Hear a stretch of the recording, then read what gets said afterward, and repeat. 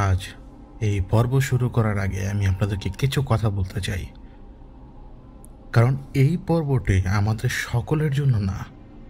এই পর্বের সমস্ত কথা হয়তো অনেকে প্রথমবার শুনবে এখন, এবং অনেকে হয়তো জানেও। কেউ আমার চেয়ে বেশিও জানতে পারেন, আবার কেউ আমাদের চেয়ে কমও জানতে পারেন। এই পর্বটিকে এই শতাব্দীতে বসে থেকে বিচার করতে পারবেন না, বা এই পর্বে যে কথাগুলো বলবো, যেই যুগের কথা এই পর্বে আপনারা শুনবেন, তা এই শতাব্দীতে, এই বিজ্ঞানের শতাব্দীতে বসে শুনতে গেলে তা আপনার কাছে অনেকটা অবিশ্বাস্য মনে হবে। আবার এই কথাও অনেকে হয়তো বলতে পারি আমরা, যে আমরা এই সমস্ত কিছুর ব্যাপারে জেনে কী লাভ। আদতে আমাদের এই ব্যাপারগুলোতে জেনে কোনো লাভ নেই, কারণ আমাদের জন্য আল্লাহ তার জীবন বিধান দিয়ে দিয়েছেন। আমরাই শেষ নবীর উম্মত, এবং আমাদের ওই শেষ নবীকে ফলো করে, আমাদের রাসূল সাল্লাল্লাহু আলাইহি ওয়াসাল্লামকে ফলো করেই আমাদেরকে মৃত্যু পর্যন্ত এগোতে হবে। এছাড়া আমাদের আর কোনো উপায় নেই। এবং অবিশ্বাস্যভাবে আজকে যতবারই চেষ্টা করছি কথা বলার, প্রতিবার বাধা আসছে কোনো না কোনো দিক দিয়ে। কখনো কোনো ট্রাকের হর্ন বাজছে, কখনো কোনো জায়গায় খুব জোরে জোরে কেউ কোনো কিছু পিটাচ্ছে। তারপরও রেকর্ড তো করতে হবে। এবং সেই সাথে আমি আপনাদেরকে এটা বলতে চাই, যদি সম্ভব হয় আসমানের দিকে তাকিয়ে আমার কথাগুলো শুনবেন, যদি সম্ভব হয়। আর যদি সম্ভব না হয়, চোখ বন্ধ করে নিজেকে সেই যুগে নিয়ে যেতে, ঠিক সেই যুগে নিয়ে যান যে যুগটা এই শতাব্দীর মতো না, হয়তো এই শতাব্দীর চাইতেও আরও বহুগুণে উন্নত, আর নয়তো আরও বহুগুণে অনুন্নত।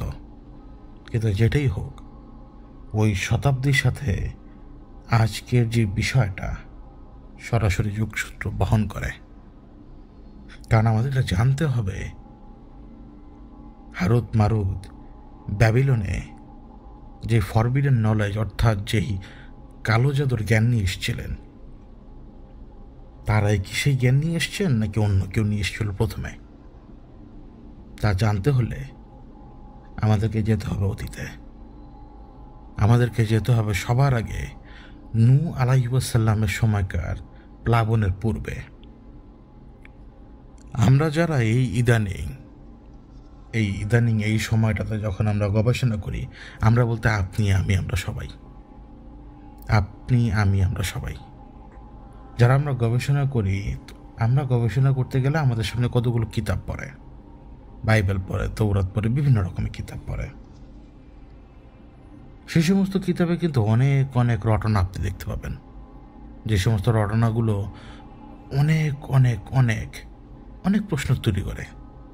অনেক সময় আমরা অনেকে না বুঝেও বিভিন্ন মাহফিলে বা বিভিন্ন সময়ে আমরা সেই ধরনের রটনাগুলো বলি, যা আসলে ঠিক না। কিন্তু সবাই করে না।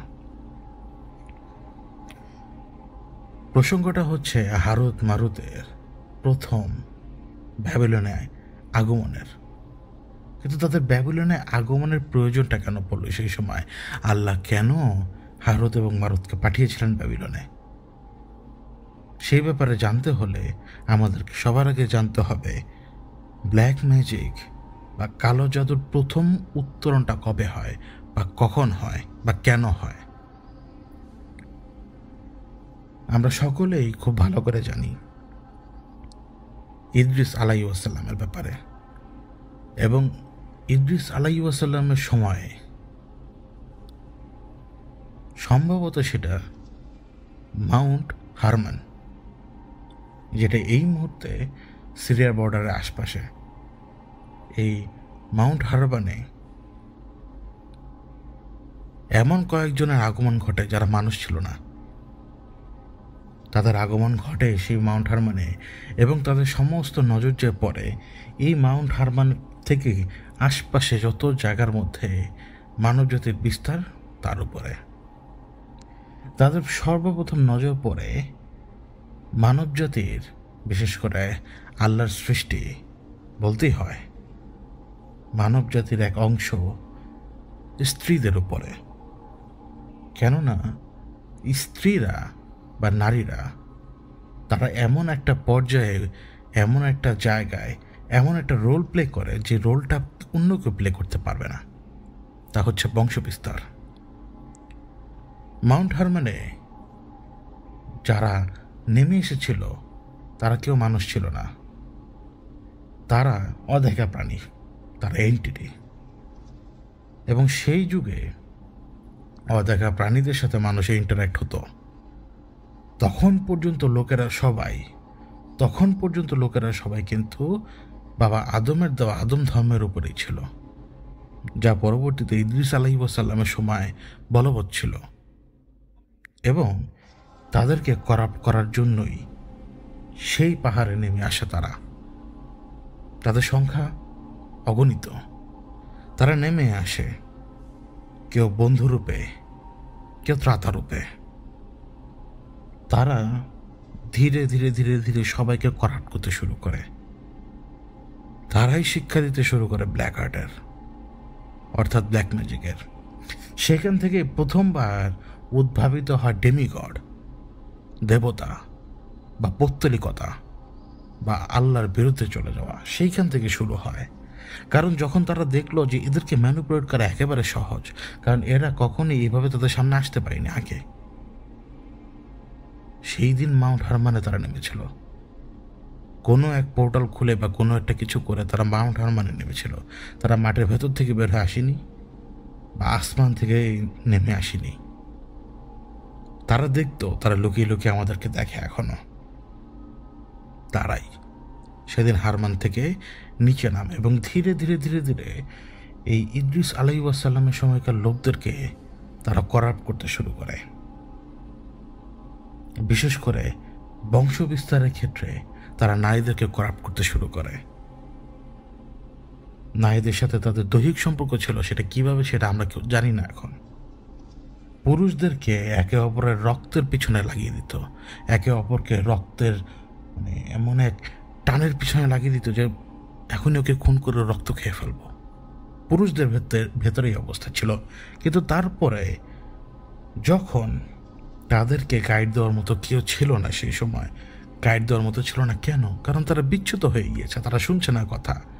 ইদ্রিস আলাইহিস-সালামের পরবর্তী সময় তারা যখন ডেমিগডের মধ্যে ঢুকে পড়ল, তারা যখন পৌত্তলিকতার মধ্যে ঢুকে পড়ল, তারা যখন আল্লাহর বিরুদ্ধে যে সেই সকল রাহাজানির মধ্যে ঢুকে গেল, যার ফলশ্রুতিতে একজন মানুষ আরেকজন মানুষকে খুন করতে লাগলো। তাদের কিন্তু সে সময় ছিল না যে তারা বংশ বিস্তার করবে স্ত্রীদের সাথে। তাদের স্ত্রীদের সাথে জাগে নিল কে?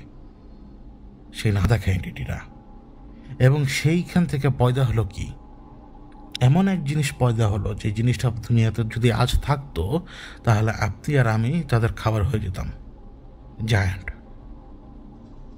এমন এক বংশ, এমন এক রেস যা মানুষ এবং সেই অদেখা প্রাণীর যোগসূত্রে তৈরি, যারা মানুষের জায়গা নিয়ে নিচ্ছিল। তখন আল্লাহ এই দুনিয়া মানুষের জন্য বানিয়েছেন। এই দুনিয়াতে মানুষকে তিনি এই মুহূর্তে খেলাফত দিচ্ছেন। বানিয়েছেন বলা ভুল হবে। এই মুহূর্তে মানুষ এই দুনিয়াতে খেলাফত পালন করছে আল্লাহর। তারা হচ্ছে আল্লাহর প্রতিনিধি সবাই, মানে আমরা। সেই জায়গাটা অবশ্যই অন্য কোনো বংশ, অন্য কোনো রেস দখল করতে পারবে না। সেটা কি সম্ভব আদতে? আদতে কি সেটা সম্ভব? না, সেটা সম্ভব না। এবং আল্লাহ তাদেরকে ধ্বংস করেন। কিভাবে ধ্বংস করেন? নূহ আলাইহিস-সালামের প্লাবনটা কিন্তু একটা ছোট্ট জায়গা ছিল না। নূহ আলাইহিস-সালামের প্লাবনটা কিন্তু পুরো দুনিয়া জুড়ে ছিল। এটা কিন্তু আল্লাহ বলেছেন কোরআনেও যে তিনি শুধুমাত্র নূহ আলাইহিস-সালাম এবং তার সাথে যারা ছিল তাদেরকে তিনি সেফ রেখেছেন, বাকি কাউকে তিনি সেফ রাখেননি। পৃথিবীর ভেতর থেকে পানি উঠে আসে, জানেন? বৃষ্টি বর্ষণ হয়ে সেই পানি আসেনি। সে ভয়ঙ্কর যে প্লাবন, সেটা বৃষ্টি বর্ষণে আসেনি, মাটির ভেতর থেকে পানি এসছে। এবং এই প্লাবন এতটাই জরুরি ছিল এবং আল্লাহ এদেরকে এমনভাবে ধ্বংস না করলে আজকে আপনি আর আমি তাকিয়ে দেখতাম এই জায়ান্টদের, এই টাইটানদের। এবং আমাদের তো ফিতরত খারাপ, নইলে সেই যুগেই কেন আমরা নিজেদের রক্তের পেছনে নিজেরা পড়ে গেলাম, নিজেদের স্ত্রীদের কথা আমরা ভুলে গেলাম, আমাদের স্ত্রীদের সাথে জায়গা নিল আরেকজন, সেখান থেকে আরেক রেস তৈরি হতে শুরু করলো, সেখান থেকে মানুষের রেসই কমা শুরু হয়ে গেল। আর আমরা পুরুষরা সেই সময় এমন এক ডেমিগডের পেছনে পড়ে গেলাম যাকে আমরা মনে করতাম যে সে আমাদের দেবতা। এই মুহূর্তে আমি জানি না কে সে। সেই ডেমিগডের রূপটাও তো তারাই নিয়েছিল।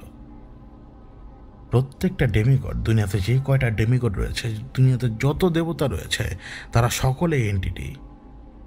তারা এক্সিস্ট করে, কিন্তু একটা পথ ভোলা লোকের সামনে যখন এই দেবীরা বা দেবরা আসে, এই এন্টিটিরা, তখন তারা নিজেদেরকে জাহির করে আমরাই গড। আস্তাগফিরুল্লাহ। তারাই নিজেদেরকে জাহির করে আমরাই গড, আর তুমি হচ্ছে আমার গোলাম। আমার পুজো করো বা আমার আরাধনা করো অথবা আমার খেদমত করো, আমি তোমার গড, আমি তোমাকে সব কিছু দেব। ব্যাস, আমাদের ইনসানি ফিতরাত। আমরা কোনো কিছুকে যদি না দেখি, তার উপরে সহজে বিশ্বাস রাখতে পারি না।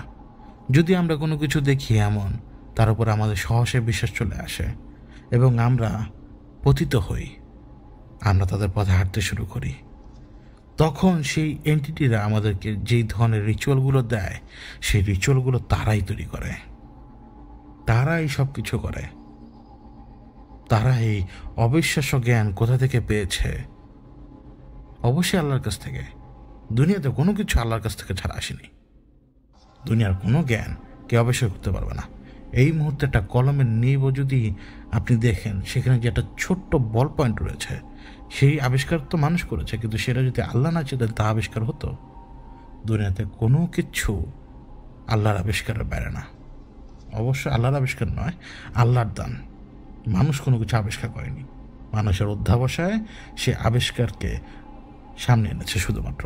তারা মনে করে যে সেটা আবিষ্কার, কিন্তু তা সম্পূর্ণভাবে আল্লাহর ইচ্ছায় তৈরি হয়। সেখানে দুনিয়া থেকে শুরু করে এই কসমসে, এই মাল্টিভার্সে যত কিছু আছে, সব কিছু মালিক আল্লাহ। তিনি আরও সেই মুহূর্তে।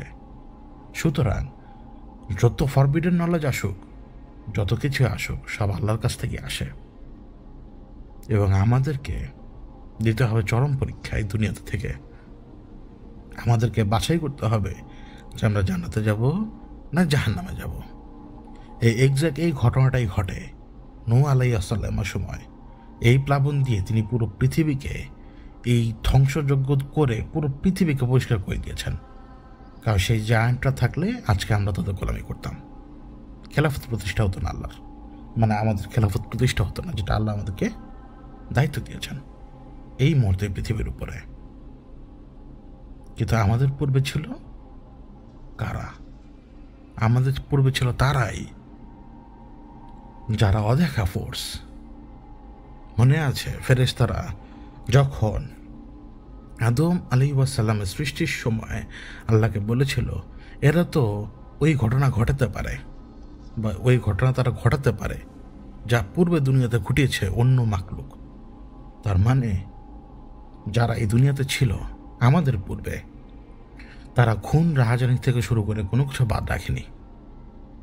মানুষ যে খুন রাহাজানি, একে অপরের প্রতি বিদ্বেষ এবং যত ধরনের ক্ষোভ, এগুলো কোথা থেকে পেয়েছে জানেন? এগুলো পেয়েছে তাদের কাছ থেকেই। তারাই মানুষের সামনে আসে। আমি বললাম না আপনাকে এই মুহূর্তে এই শতাব্দীতে বসে থেকে অনুভব করতে পারবেন না। আপনাকে যেতে হবে সেই ওল্ড এইজে, সেই এইজে যেই এইজে আপনার সামনে কোনো প্রযুক্তি নেই। কোনো কেউ যদি আপনার সামনে হঠাৎ প্রকট হয়, আপনি ভয় পাবেন কিনা তা জানি না, কিন্তু যদি কোনো নলেজ সে আপনাকে দিতে চায়, আপনি সেই নলেজ নেবেন, অবশ্যই নেবেন। এবং পৃথিবীতে আল্লাহ তার বান্দাদেরকে যে কোনোভাবে নলেজ প্রদান করেন, এবং নইলে পৃথিবী কখনো উর্বর হতে পারত? পৃথিবী তো উর্বর, কিন্তু সেই উর্বরতা গ্রহণ করবে কিভাবে মানুষ? সেটা কে শেখাবে? সে শিক্ষাটা কে দিবে? সেই শিক্ষাটা আল্লাহর হাত ধরেই ফেরেশতাদের মাধ্যমে দুনিয়াতে আসে। কিন্তু তার পরবর্তীতে এই জায়গাটা ধীরে ধীরে তারা নিয়ে নেয়। কারণ ফেরেশতারা তো সরাসরি এসে ইন্টারেক্ট করবে না মানুষের সাথে, যা করা তারা পূর্বেই করে দিয়েছে।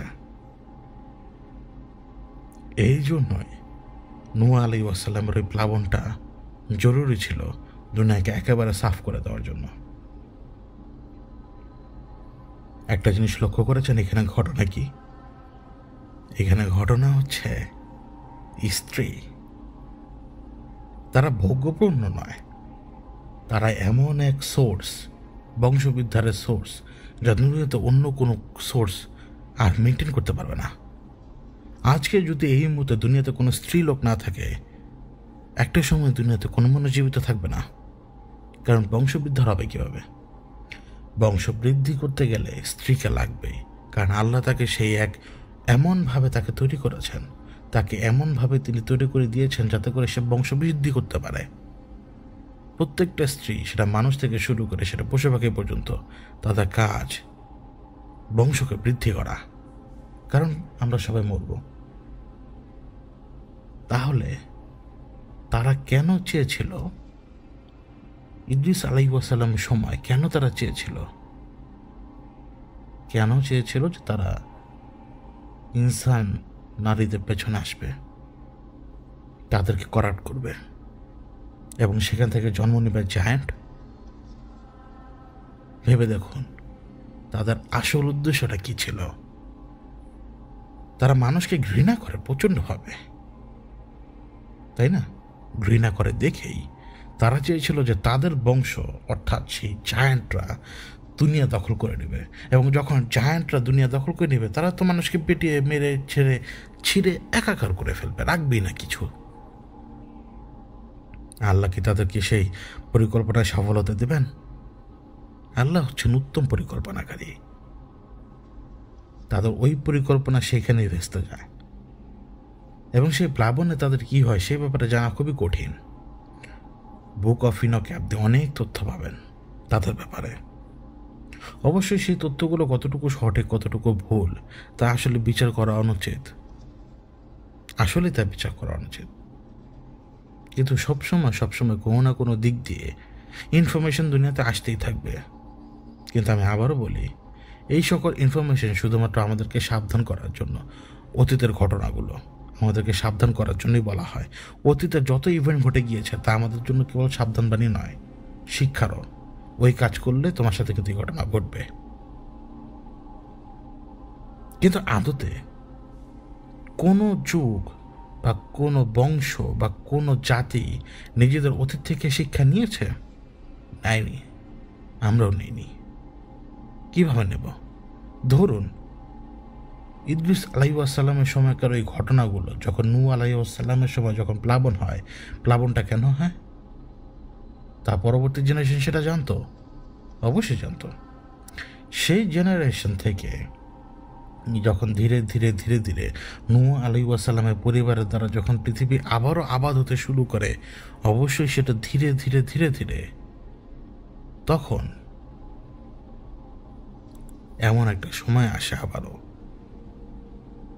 এমন একটা সময় আসে যে সময়ে তারা আবারও তাদের সে আস্তানা থেকে বের হয়ে আসে। অবশ্যই প্রথম রাসূল নূহ আলাইহিস সালামের মৃত্যুর পরে। সেই সময় তারা কেন বেরিয়ে আসবে? কারণ রাসূল থাকতে তারা কোনো কিছুর উপরে কর্তৃত্ব দেখাতে পারবে না। আপনাকে একটা ব্যাপার মনে রাখতে হবে, রাসূল থাকতে তারা কোনো কিছুর উপরে কর্তৃত্ব দেখাতে পারবে না। কে? নূহ আলাইহিস সালাম। কারণ তিনিই কিন্তু এই প্লাবনের মধ্যে অল্প কয়েকজনকে নিয়ে বেঁচেছিলেন। এক হিসেবে তখন তিনি দুনিয়ার একচ্ছত্র লিডার, তার সামনে অন্য কেউ এসে লিডারগিরি করতে পারবে না। সুতরাং নূহ আলাইহিস সালামের মৃত্যুর আগ পর্যন্ত তারা আর কেউ বের হয়নি। এরপরে আবার তারা বের হতে শুরু করে, এবং ধীরে ধীরে মানুষের সামনে আবারও তারা ডেমিগড রূপে আবির্ভাব হয়। তাদের নিজেদের আবির্ভাব ঘটে ডেমিগড রূপে, যার একেবারে খুব সহজ উদাহরণ হচ্ছে মিশর। আপনি যদি ডেমিগডের ব্যাপারে জানতে চান, আপনি যদি ব্ল্যাক রিচুয়ালের ব্যাপারে যদি জানতে চান, যদি লিখিত কোনো প্রমাণ চান, মিশরকে আপনাকে দেখতে হবে, জলজান্ত প্রমাণ। কিন্তু আজকের সাবজেক্ট ব্যাবিলনে সেই দুই ফেরেশতা আসার যে ব্যাপারটা, এটার ঘটনাটা কখন? ধারণা করা যায় আল কোরআনে ইহুদিরা সবসময় বলতো যে সুলাইমান আলাইহিসসালাম জাদু করেছিল। এটা তাদের ফিতরত, ইহুদিদের ফিতরত, এটা মিথ্যা কথা বলা। আল্লাহ তাদেরকে জবাব দিয়েছিলেন যে সুলাইমান আলাইহিসসালাম সে কোনো জাদু করেনি, বরং হারুত মারুতের কাছে সেই জ্ঞান দান করা হয়েছিল এবং সেই হারুত মারুত তা নিয়ে বাবেলে গিয়েছিল। সেই কাজ হারুত এবং মারুতের, সেটা সুলাইমানের না। আয়াতটা আমার এই মুহূর্তে মনে নেই, কিন্তু কথাটা কোনো এরকমই। অর্থাৎ হারুত মারুতের কাছে যে জ্ঞানটা ছিল সেটাকে আল্লাহ সেই সময় বলছেন যে তোমরা সুলাইমান আলাইহিসসালামকে যে তোমরা ব্লেম দিচ্ছ, মিথ্যা কথা বলছো, তার নামে অপবাদ দিচ্ছ, সেটা সুলাইমান আলাইহিসসালাম করেনি, বরং সেই ব্যাপারটা কারা করেছে? হারুত মারুত, যারা ব্যাবিলনে এসেছিল এবং তাদের উপরে যা নাজিল হয়েছিল তা নিয়ে। অর্থাৎ এমন কোনো ঘটনা, যেই ঘটনাতে তারা ইহুদিরা বলতো যে সুলাইমান আলাইহিসসালাম জাদু করেছেন। এই ঘটনাগুলো ইহুদিরা সবসময় করে এসছে, বনি ইসরায়েলেরা সবসময় করে এসছে। তারা মুসা আলাইহিসসালামের সময় এই ঘটনা ঘটিয়েছে, তার আগেও তারা এই ঘটনা ঘটিয়েছে।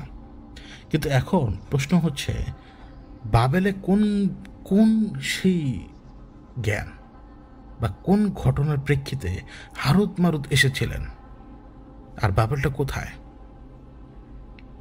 ধারণা করা যায় যে আজ থেকে 3-4 বছর আগে বাবেল সভ্যতা ছিল ইরাকে, কোনো এক নদীর পাশে, সম্ভবত ফোরাত নদীর আশপাশে বাবেল সভ্যতা ছিল। এখন এটাকে সভ্যতা কেন বলা হয় সেটা আমি জানি না, কিন্তু ধরা হয়, বা আমার ভুলও হতে পারে অথবা সঠিকও হতে পারে, যেটাই হোক, আমার ভুল হলেও জানাবেন, সঠিক হলেও জানাবেন। বাবেলই ছিল হয়তো প্রথম শহর। আমি কিন্তু আবারও একই জায়গায় যাচ্ছি, এখন খুব ঠান্ডা মাথায় শুনতে থাকুন। বাবেলই ছিল সম্ভবত প্রথম শহর, যেই শহরে মানুষের আনাগোনা ভালো ছিল। মানে দুনিয়াতে যত রকমের ট্রেড হতো, হয়তো সেই সময় ট্রেডিংটা শুরু হয়, ট্রেডিং আর কি, বা ব্যবসা বাণিজ্য, বা বলতে পারি যে ওইটা হয়তো একটা হাব ছিল। যেমন এই মুহূর্তে আমাদের পৃথিবীর একটা অনেকগুলো তো হাব রয়েছে, ধরুন যে পানামা খাল, কথার কথা এরকম একটা হাব আমার যেটা মনে হয়। কারণ আমি আবারও বলি, আমি কিতাব দেখে বা ইন্টারনেট দেখে রিসার্চ করি না, খুবই কম। আমার মনে হয় সেটা একটা হাব ছিল এবং সেই জায়গায় রং বেরঙের লোকজনের সমাগম হতো। পর্দার বিধানের ব্যাপার আমি জানি না, যে সেই যুগে 3-4 বছর আগে, 3-4 হাজার বছর আগের পর্দার বিধান কীরকম ছিল সেটা আমি জানি না, এবং সময়ে সময়ে আল্লাহ অনেক কিছু বদল করে দিয়েছেন। কিন্তু এই ট্রেডিং রুটে একটা ব্যাপার খুব কমন ছিল, জাদু তো হতোই, জাদু অনেক আগে থেকে হতো, অনেক আগে থেকে। কিন্তু যখন তারা এই নারীদেরকে দেখলো, সে কামনা বাসনায় তারা ঠিক একই কাজ করতে শুরু করে। কোন কাজ? যা সেই অদেখা প্রাণীরা করেছিল, নারীদের কাছ থেকে তাদের পুরুষকে সরানোর। কিন্তু এইখানে এই রোলটা কারা প্লে করে জানেন? আমরাই পুরুষরা। দেখা যাচ্ছে কি, যখন ট্রেডিংয়ের সময় কেউ কারো পরিবার নিয়ে আসছে, অথবা এই শহরেই কোনো পরিবারের বসতি রয়েছে বা বিভিন্ন কিছু, একে অপরের স্ত্রীদের প্রতি আকর্ষণ বোধ করত মারাত্মক রকমের, এবং সেই আকর্ষণ কিন্তু আমাদের মধ্যেও রয়েছে, কেউ অস্বীকার করতে পারবেন না, কেউই অস্বীকার করতে পারবে না। যদি অস্বীকার করতে পারেন তাহলে আলহামদুলিল্লাহ, আপনি মুমিন। কিন্তু আপনি সমাজে দেখবেন এখনও সেই একই গান্দা জিনিসটা আমাদের মধ্যে রয়ে গেছে। একে অপরের স্ত্রীর প্রতি নজর রাখা, একে অপরের স্ত্রীর প্রতি কামনা রাখা। দুনিয়াতে যত রকমের গোলযোগ হয়ে গেছে না, সব কিছুর পেছনে দেখবেন কামনা রয়েছে। লোভ দূরের জিনিস, কামনা এবং বাসনা সবার আগে। কারোর সিংহাসনের প্রতি যেমন কামনা বাসনা থাকে, ঠিক তার হেরেমের প্রতিও তার কামনা বাসনা প্রচুর। সে চাইবে তার হেরেমে 100 জন নারী থাকুক, সে চাইবে তার হেরেমে 4000 নারী থাকুক, সে চাইবে যে প্রত্যেক রাতে সে নতুন নারীর সাথে মিলুক। আমি রাজা বাদশাদের কথা বলছি। তো সেই সময় যখন একে অপরের স্ত্রীকে তারা দেখতো বা অমুকের স্ত্রীর প্রতি তাদের নজর যেত, তারা কি তাদের স্ত্রীকে হাইজ্যাক করতে পারবে? পারবে না, কারণ তরাল নিয়ে এসে কল্লা কেটে ফেলে দেবে, তাই না? তারা সেই জায়গায় হাইজ্যাকটা কিভাবে করবে? তখন তখন তারা অ্যাটেম্প্ট নিতে শুরু করে জাদুর, সেই পুরাতন জাদুগুলো, যে জাদুগুলো বিচ্ছেদ ঘটানোর কাজ করত। সেই সময় তারা একে অপরের স্ত্রীদের পাওয়ার জন্য, তাদের মধ্যে ঝামেলা করানোর জন্য জাদু করতে শুরু করে। ঠিক সেই সময় কোনো না কোনোভাবে তাদের এই জাদুগুলো ফেইল্ড হচ্ছিল। ফেইল্ড, আল্লাহর ইচ্ছা। এই জাদুগুলো ফেইল্ড হওয়ার পেছনে কারণ কি আল্লাহই ভালো জানেন। কিন্তু পরবর্তীতে আল্লাহ যখন হারুত এবং মারুতকে পাঠান, ততক্ষণে সেটা পরিষ্কার হয়ে যায় কেন আল্লাহ তাদেরকে সেই শক্তিটা সেই সময় দেননি। কারণ আল্লাহ না চাইলে দুনিয়াতে কালো জাদুও কিছু করতে পারবে না। এই শক্তিটা সমস্ত কিছু আল্লাহর দেওয়া, তা পরীক্ষা স্বরূপ আমাদের সামনে। আমি আবারও বলি, আমরা কোনো কিছু সৃষ্টি করি না, আমরা কোনো কিছু আবিষ্কার করি না, আমরা চেষ্টা করি আমাদেরকে সেটার ফল আল্লাহ দেন। এই সব কিছু আল্লাহর তৈরি, সব কিছু আল্লাহর। যখন তারা দেখলো যে তাদের ম্যাজিক কাজ করছে না, তারা প্রচণ্ডভাবে অস্থির হয়ে গেছে। কারণ প্রত্যেকে কামনা বাসনা রাতে ঘুমাতে পারে না। তাদের অবস্থা এমন যে তারা মানে দিবানিদ্রাতেও স্বপ্ন দেখছে তাদের মানে পরস্ত্রী নিয়ে, মানে এতটা তারা পাগল। সেই সময় রাহাজানি ঘটে যেত যদি হারুত মারুত সেই সময় না আসতো।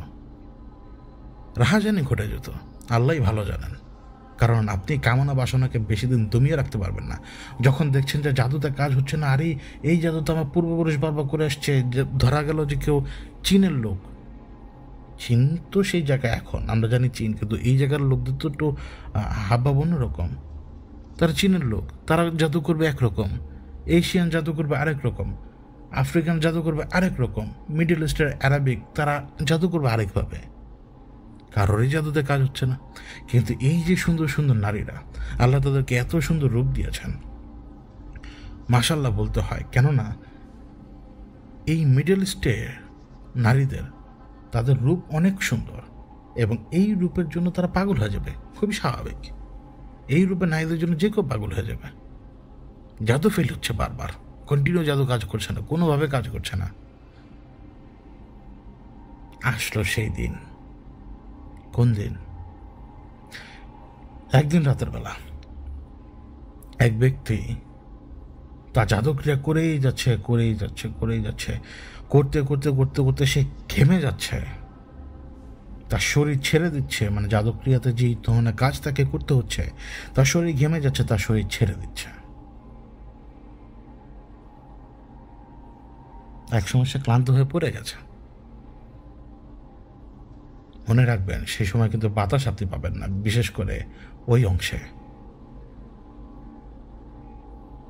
তার কাছে কেন জানি মনে হলো যে আবছা সে দুইজনের চেহারা দেখতে পাচ্ছে, দুইজন মানুষের মতো আবছা। ওই দুইজন ব্যক্তি তার নাম ধরে ডাকলো, তার পিতার নাম ধরে ডাকলো, তাকে তার পিতার নাম ধরে ডাকলো। ডাকাডাকির এক পর্যায়ে সেই লোকের হুঁশ ফেরে। তখন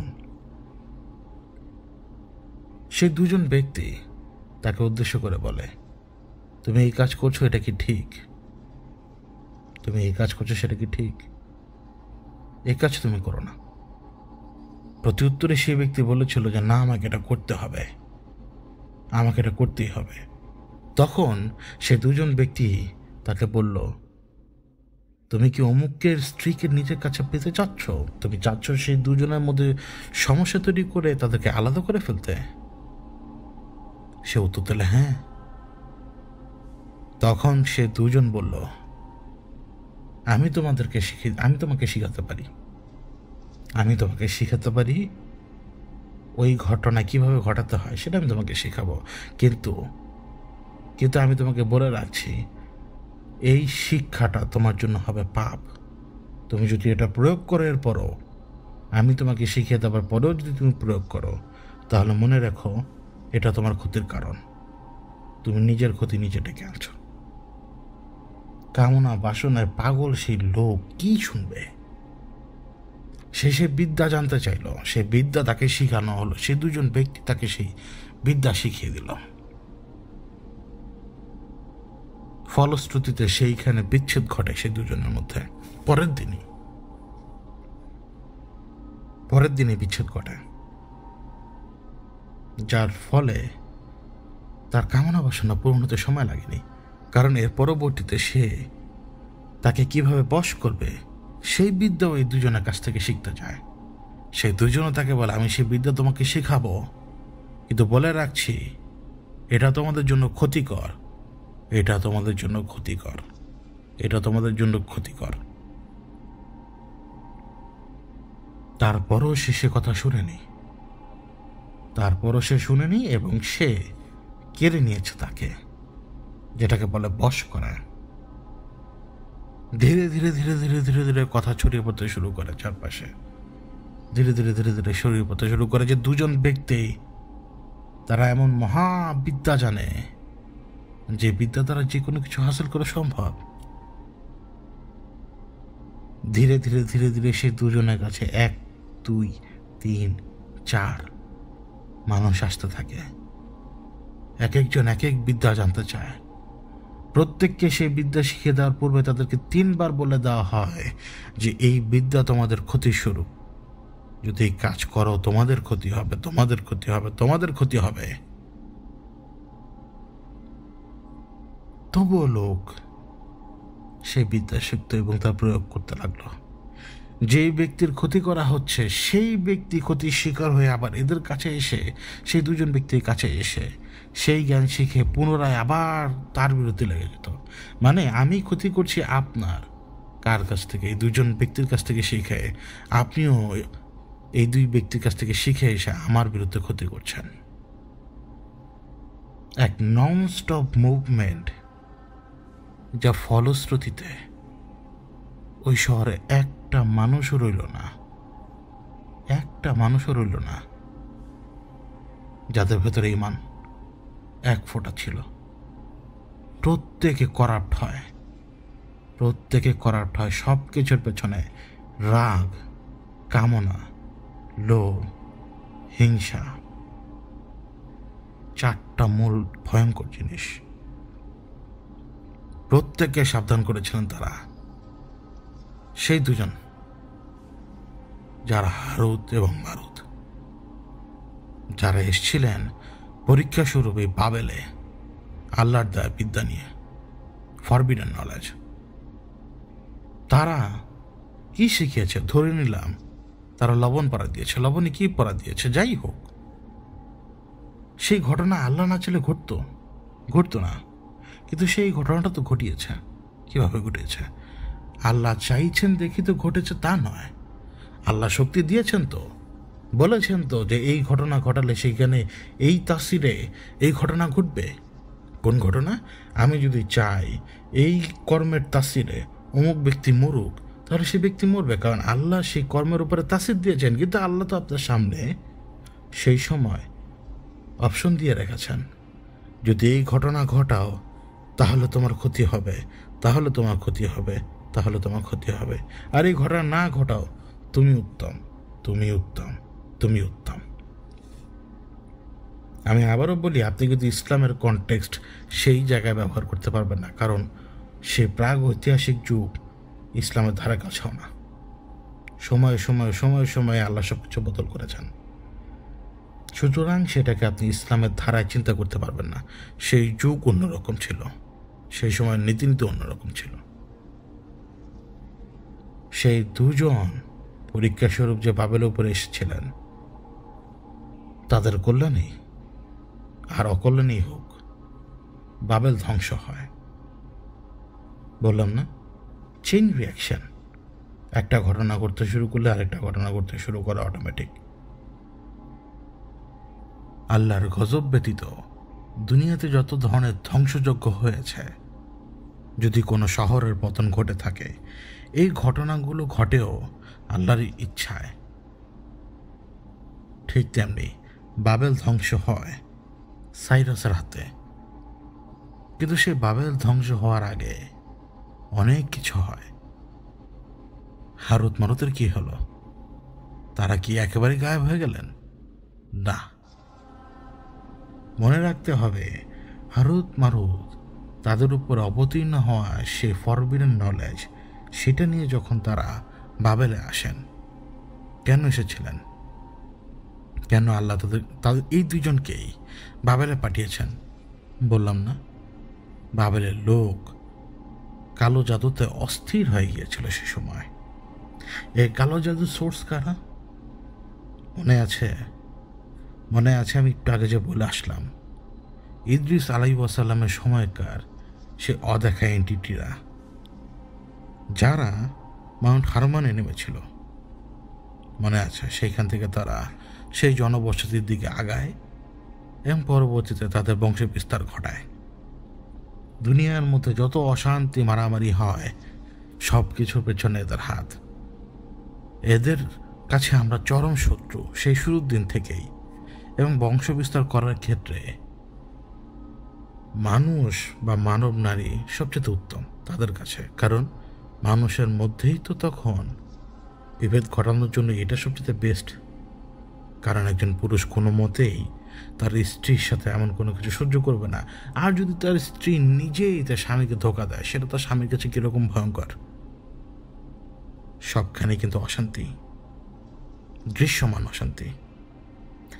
তারা যখন লক্ষ্য করলো, সে এন্টিটিরা লক্ষ্য করলো তাদের জাদু হঠাৎ করে কাজ করছে না, তারা ব্যতিব্যস্ত হয়ে পড়ে, তারা পাগল হয়ে পড়ে। কারণ এটা হচ্ছে তাদের মূল শক্তি।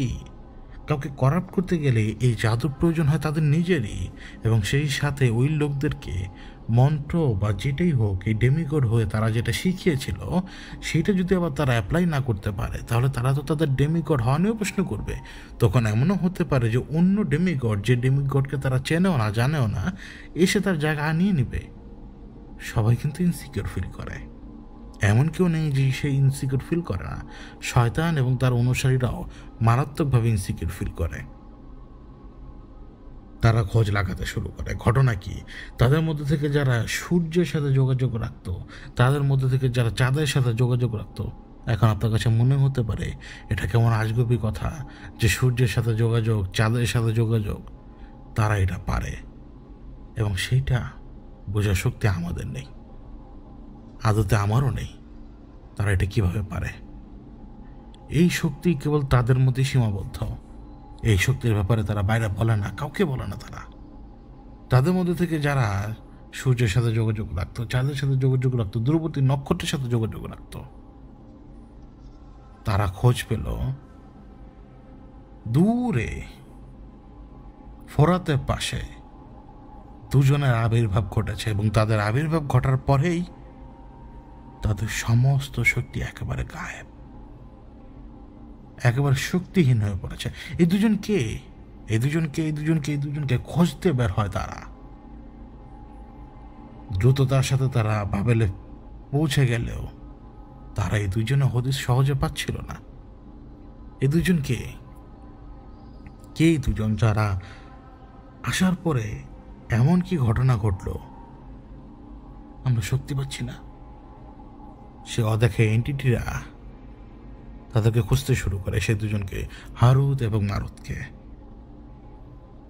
জানতে হবে তো হঠাৎ আমার শক্তি কোথায় গেল। আর যদি চেয়েও থাকে যে শক্তিটা আমার নিয়ে নিয়েছে সে কে? বললাম না, সবাই ইনসিকিউর ফিল করে। শেষমেশ তাদের মধ্যে থেকে একজন হারুত এবং মারুতের খোঁজ পায় এমন এক জায়গায় যেখানে হারুত এবং মারুত একজন নারীকে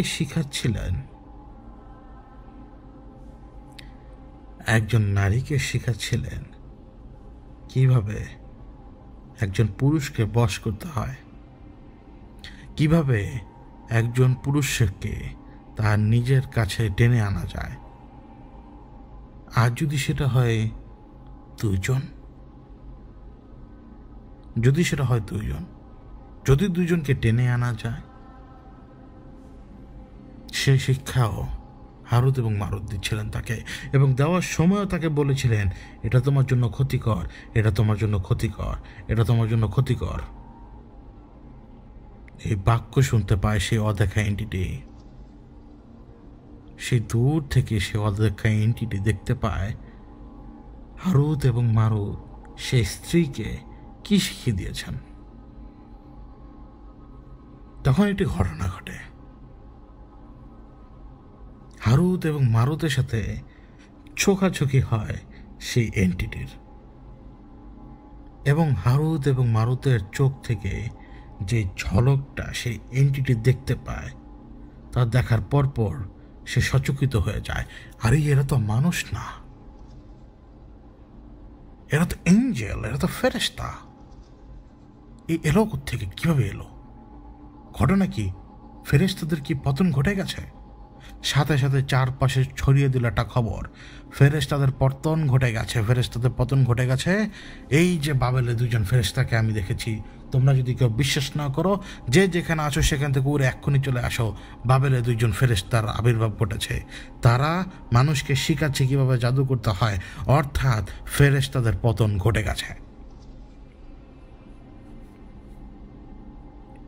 ভাইরাস যেভাবে দ্রুত গতিতে ছড়িয়ে পড়ে না, এই দ্রুত গতিতে এই অদেখা এন্টিটি যারা ডেমিগড শাস্ত বা যারা মানুষকে ব্ল্যাক ম্যাজিক শেখাতো, তাদের মধ্যে ছড়িয়ে গেল। তাদের মধ্যে ছড়ালো সেই অন্ধকার দুনিয়াতে যত লোক এই কুকর্ম করত, যত এন্টিটি, সবার কাছে ছড়িয়ে গেল এই কথা। এবং তারা বিশ্বাস করে নিল সেই একজন এন্টিটি যে বলেছিল, যে দেখেছিল হারুত এবং মারুতকে, সে তাদের ঝলক দেখে বুঝতে পারে যে ফেরেশতা। তারই বলা সেই কথাতে সবাই ধরে নেয় ফেরেশতাদের পতন ঘটে গেছে। এবং ফেরেশতাদের পতন ঘটে গেছে দেখেই ফেরেশতারা বিরোধিতা করবে এখন, যেহেতু দুজন বাবেলে এসে পড়ে গেছে, এবং এসে পড়েই বাবেলকে তারা শিখেছে জাদুভাবে করতে হয়, অর্থাৎ তারা এই মুহূর্তে সৃষ্টিকর্তার বিরুদ্ধে যুদ্ধ করতে রাজি। এটাই তো তারা চায়। কারা? এই অদেখা এন্টিটি। তারা চায় তো মানুষকে সাফ করে ফেলতে দুনিয়াতে, মানুষকে সাফ করে ফেলার পর আবার নিজের রক্ষণাক্ষণি করবে। এদের ফিতরতি এরকম। ছড়িয়ে পড়লো এই কথা চারপাশে। অন্যান্য সমস্ত জাদুকর, ডেমিগড যারা যারা আছে, সকলে বাবেলের আশপাশে ঘিরতে শুরু করে। ওদিকে একটা ঘটনা ঘটে। সেই যে স্ত্রীলোক যে জাদু শিখে গিয়েছিল, তার সেই জাদু কাজ করে, এবং সে একসাথে দুই পুরুষের সাথে মিলিত হয়। সে ঘটনা ঘটে, আসলেই ঘটে। তার নাম হতে পারে জোহরা, তার নাম হতে পারে জাহরা। কেউ 4000 বছর আগের এক নিকৃষ্ট মহিলার নাম কেন মনে রাখবে? কোনো না কোনো কারণ তো থাকেই। চারপাশে খবর রটে যায়, আবারও খবর রটে যে দুই ফেরেশতা যে আসছে, এমন এক বিদ্যা নিয়ে আসছে যে সে যে নারীকে সেই বিদ্যা শিখেছে, সেই নারী দুই পুরুষকে নিজের প্রতি আকর্ষিত করতে পেরেছে, তাও দ্রুততম সময়ে। অর্থাৎ এই দুই ফেরেশতার কাছে এমন জ্ঞান রয়েছে, এই দুই ফেরেশতার কাছে এমন শক্তি রয়েছে যা তাদের কাছে কখনোই ছিল না, এবং সেই অদেখা এন্টিটিরা আশেপাশে ভিড়তে শুরু করে। যাদেরকে হারুত এবং মারুত সেই ফরবিডেন নলেজ শিখিয়ে দিয়েছিল এবং 3বার সাবধানবাণী জানিয়ে দিয়েছিল, তাদের পাশে সেই অদেখা এন্টিটিরা ঘুরতে শুরু করে, এবং যার ফলশ্রুতিতে তারা জানতে পারে কত শক্তিশালী জাদুবিদ্যা এটি। তারা এখনও কিন্তু সেই ধারণাই রয়েছে, ফেরেশতাদের পতন ঘটে গেছে। সেই সময় অদেখা এন্টিটির মধ্যে থেকে একটা গ্রুপ পুরো দুনিয়াতে খুঁজতে শুরু করে, আর কোথায় কোথায় ফেরেশতাদের ছুঁড়ে মারা হয়েছে। হারুত এবং মারুতের সামনে কিন্তু কেউ যাওয়ার সাহস করছে না, কারণ তারা ফেরেশতা। তারা টানা একটা ছাপটা মারলে এরা শেষ হয়ে যাবে। তারা ফেরেশতার সামনে যাবে না যতক্ষণ পর্যন্ত ফেরেশতা তাদেরকে অনুমতি না দেয়। এই জন্য তারা দূরে দূরে, এবং একদল যে বেরিয়ে গেল খুঁজে আসার জন্য পুরো দুনিয়াতে আর কোথায় কোথায় ফেরেশতাদেরকে ছুঁড়ে ফেলা হয়েছে। ওই যে বললাম না, প্রথমজন যখনই হারুত এবং মারুতকে দেখতে পায়, তাদের দুজনের চোখে জ্যোতি দেখতে পায়, তারা এটাই ধরে নেয় যে ফেরেশতাদের পতন ঘটে গেছে। কারণ ফেরেশতা সে কেন শিখাবে জাদুবিদ্যা? এটা তো তার বিদ্যা নয়। ফেরেশতারা হল আল্লাহর এঞ্জেল, তারা হচ্ছে আল্লাহর লাঠি, তারা হচ্ছে আল্লাহর সমস্ত হুকুম পালন করা শক্তি। তারা পুরো দুনিয়ায় সব জায়গায় বিভিন্ন রকম কাজ করে বেড়াচ্ছে।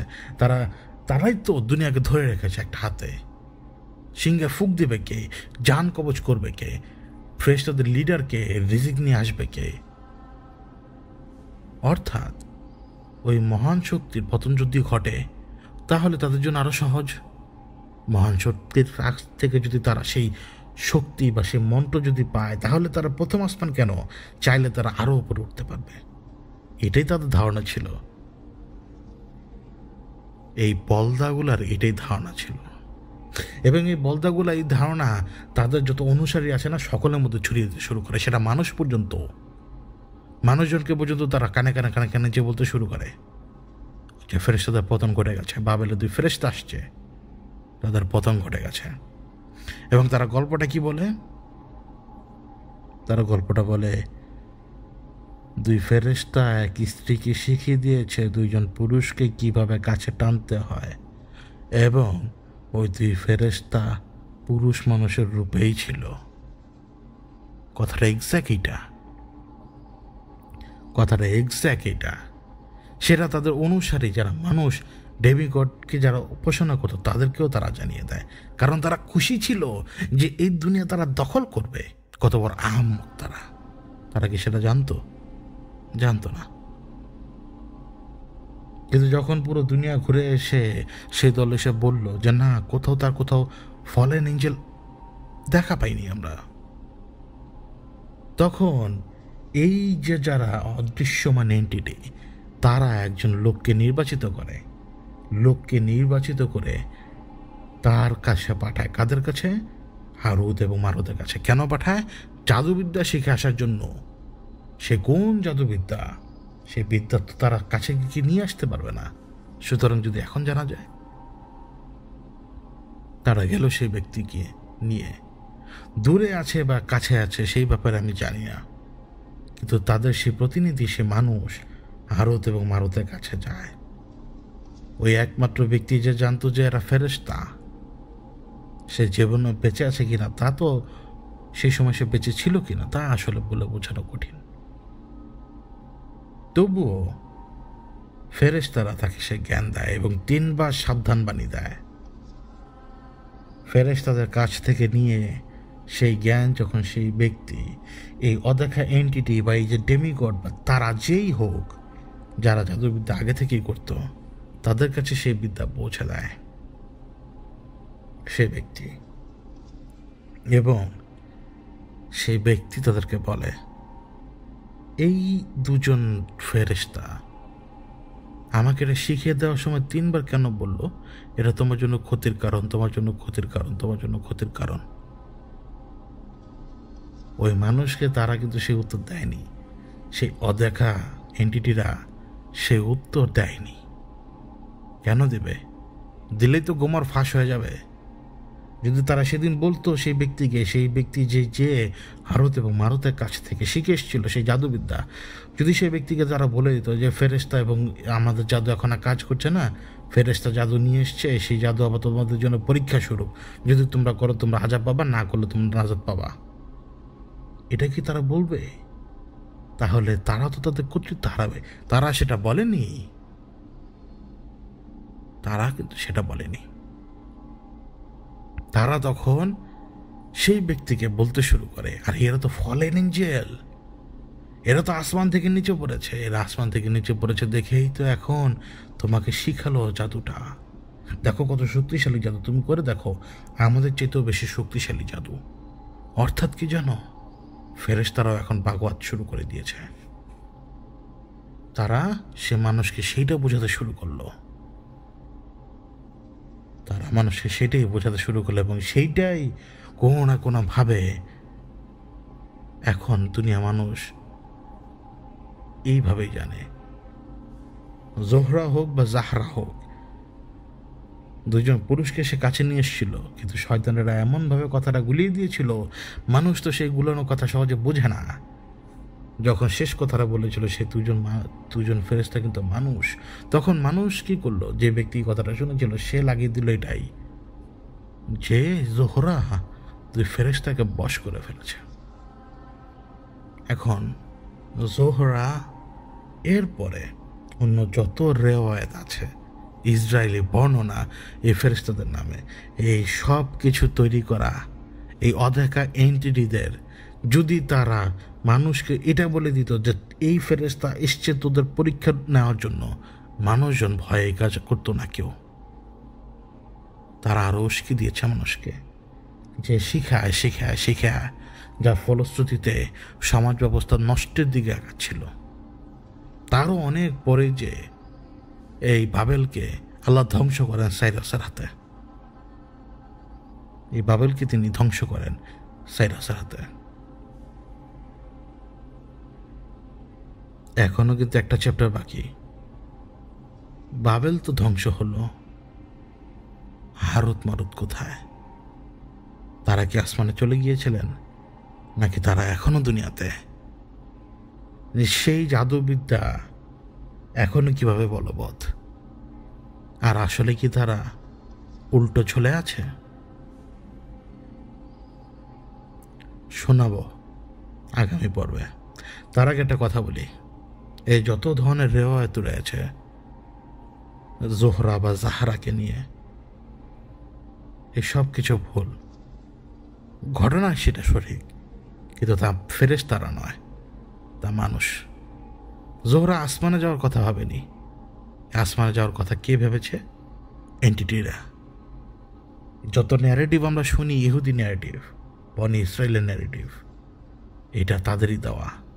সেই শুরুতে সেই ব্যক্তি, যে ব্যক্তিকে এই যে মাত্র বললাম একটু আগে, যে ব্যক্তি শিখে আসার পরেই ওরা ন্যারেটিভ বদলে দিল। হারুত মারুতের কাছ থেকে ম্যাজিক শিখে আসার পরই এই অদেখা এন্টিটিরা ন্যারেটিভ বদলে দিল। জোহরা বা জাহরা সে কখনোই হারুত মারুতের সাথে মিলন করেনি। এটা পুরোটাই শেষ কথার ফেরকা সে অদেখা এন্টিটিদের। এবং ইয়াহুদি বা বনি ইসরায়েল বা মানুষ, তাদের ফিতরতি এরকম, কথাকে তিল থেকে তাল বানানো, যেটা আজও চলছে, এখনো চলছে, চলতেই থাকবে। সে তিল থেকে তাল, হারত মারত থেকে অনেক ইচ্ছা, যা সত্য, কিন্তু তার চরিত্র একটু অন্যরকম। জাহারা বা জোহরার ঘটনা সত্য, কিন্তু সেইখানে আসমানে যাওয়া হারত মারুতের সাথে মিলন হওয়া তা সত্য না। হারত মারুতের কাছ থেকে সে শিক্ষা নিয়েছিল, 3 বার সাবধান বাণীও তাকে শোনানো হয়েছিল, এবং সে 2জন পুরুষের সাথে সে কি করে তা বলেই আসলাম। ন্যারেটিভ বদলায় কে? এন্টিটি।